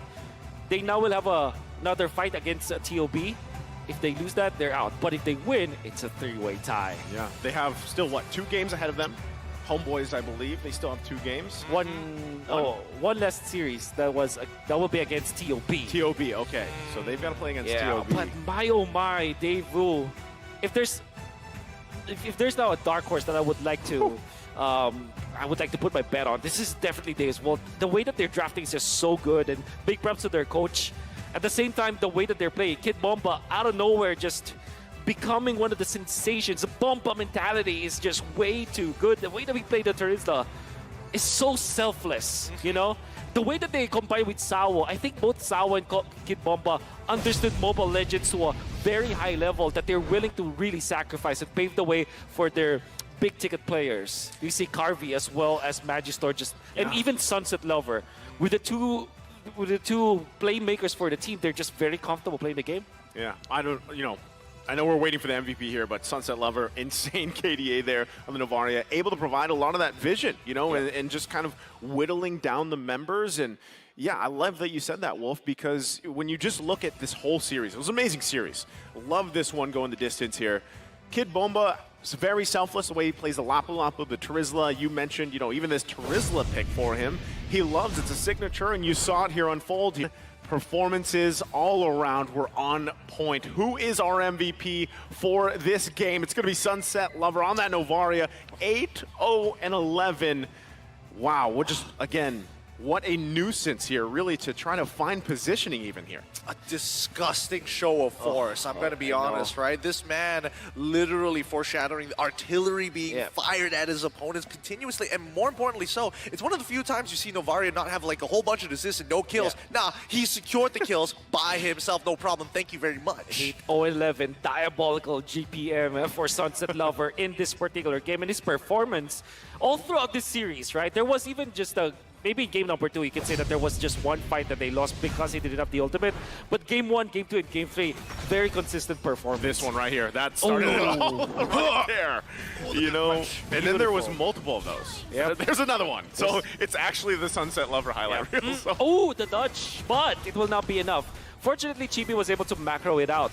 But then again, we are going to see like the combination of both Sawo as well as Kid Bomba just taking out Chibi. Look at them go. They're just literally all over the place. And that allowed Carvey to be very confident. Another connection. Look at what they're doing this time. They're just layering their spells every time that they see Ryzel or Chibi because they know that they have to be selfless about it. What they know is that if they can take out the important damage dealers coming out from the side of Homeboys, they're A-okay. Big props to Carvey as well. I think the usage of the Bennett's Rage in this game was smart as well as efficient.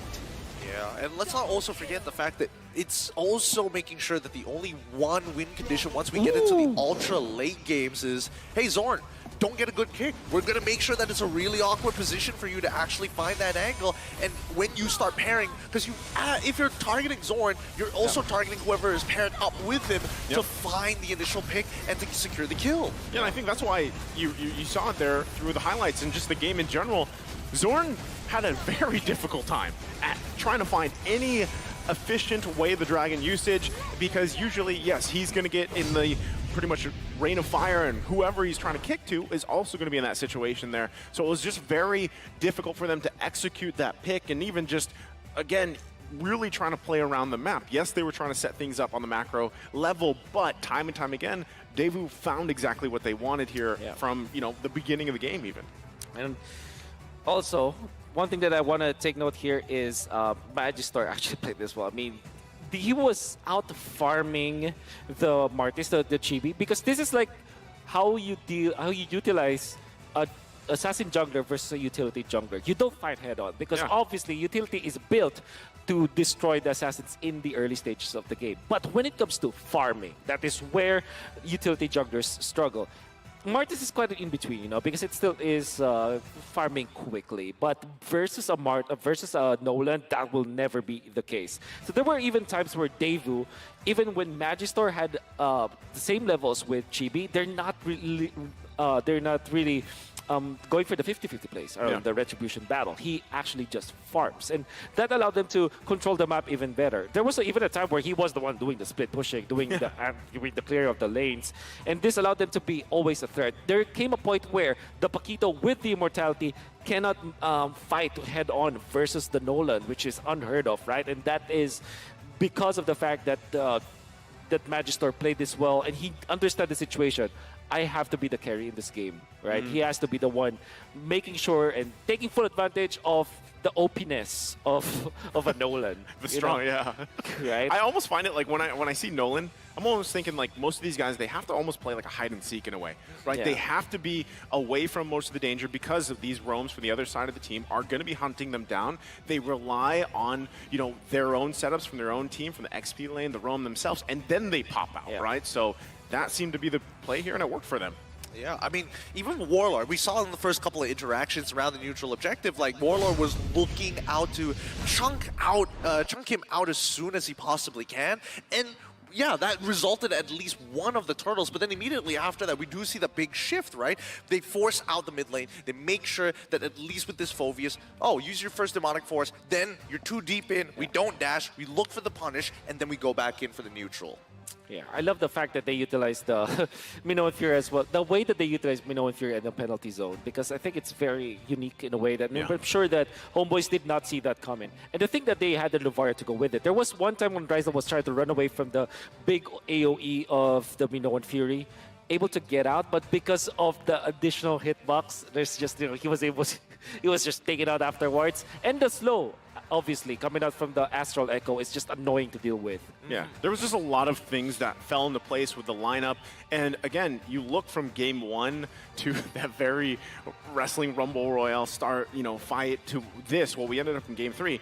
Everything was executed well, and hopefully for either of these teams, we don't exactly know where everything is going to fall into place just yet because there's so many variables, but congratulations once again to Deusvult here for Deusvult. Amazing performance in this great series, obviously one of my favorites here, but again, ahead of us, M5 is powered by Moontunt, presented by Kadia, our global presenting partner, supported by ROG, our official gaming phone, Grab, our official super app partner, and of course, Secret Lab, our official chair partner. Coming up next, there is more. It is the battle for Group A's top seed between Onic and CU soon, so don't go anywhere. We will be back for the M5 World Championship group stage after this.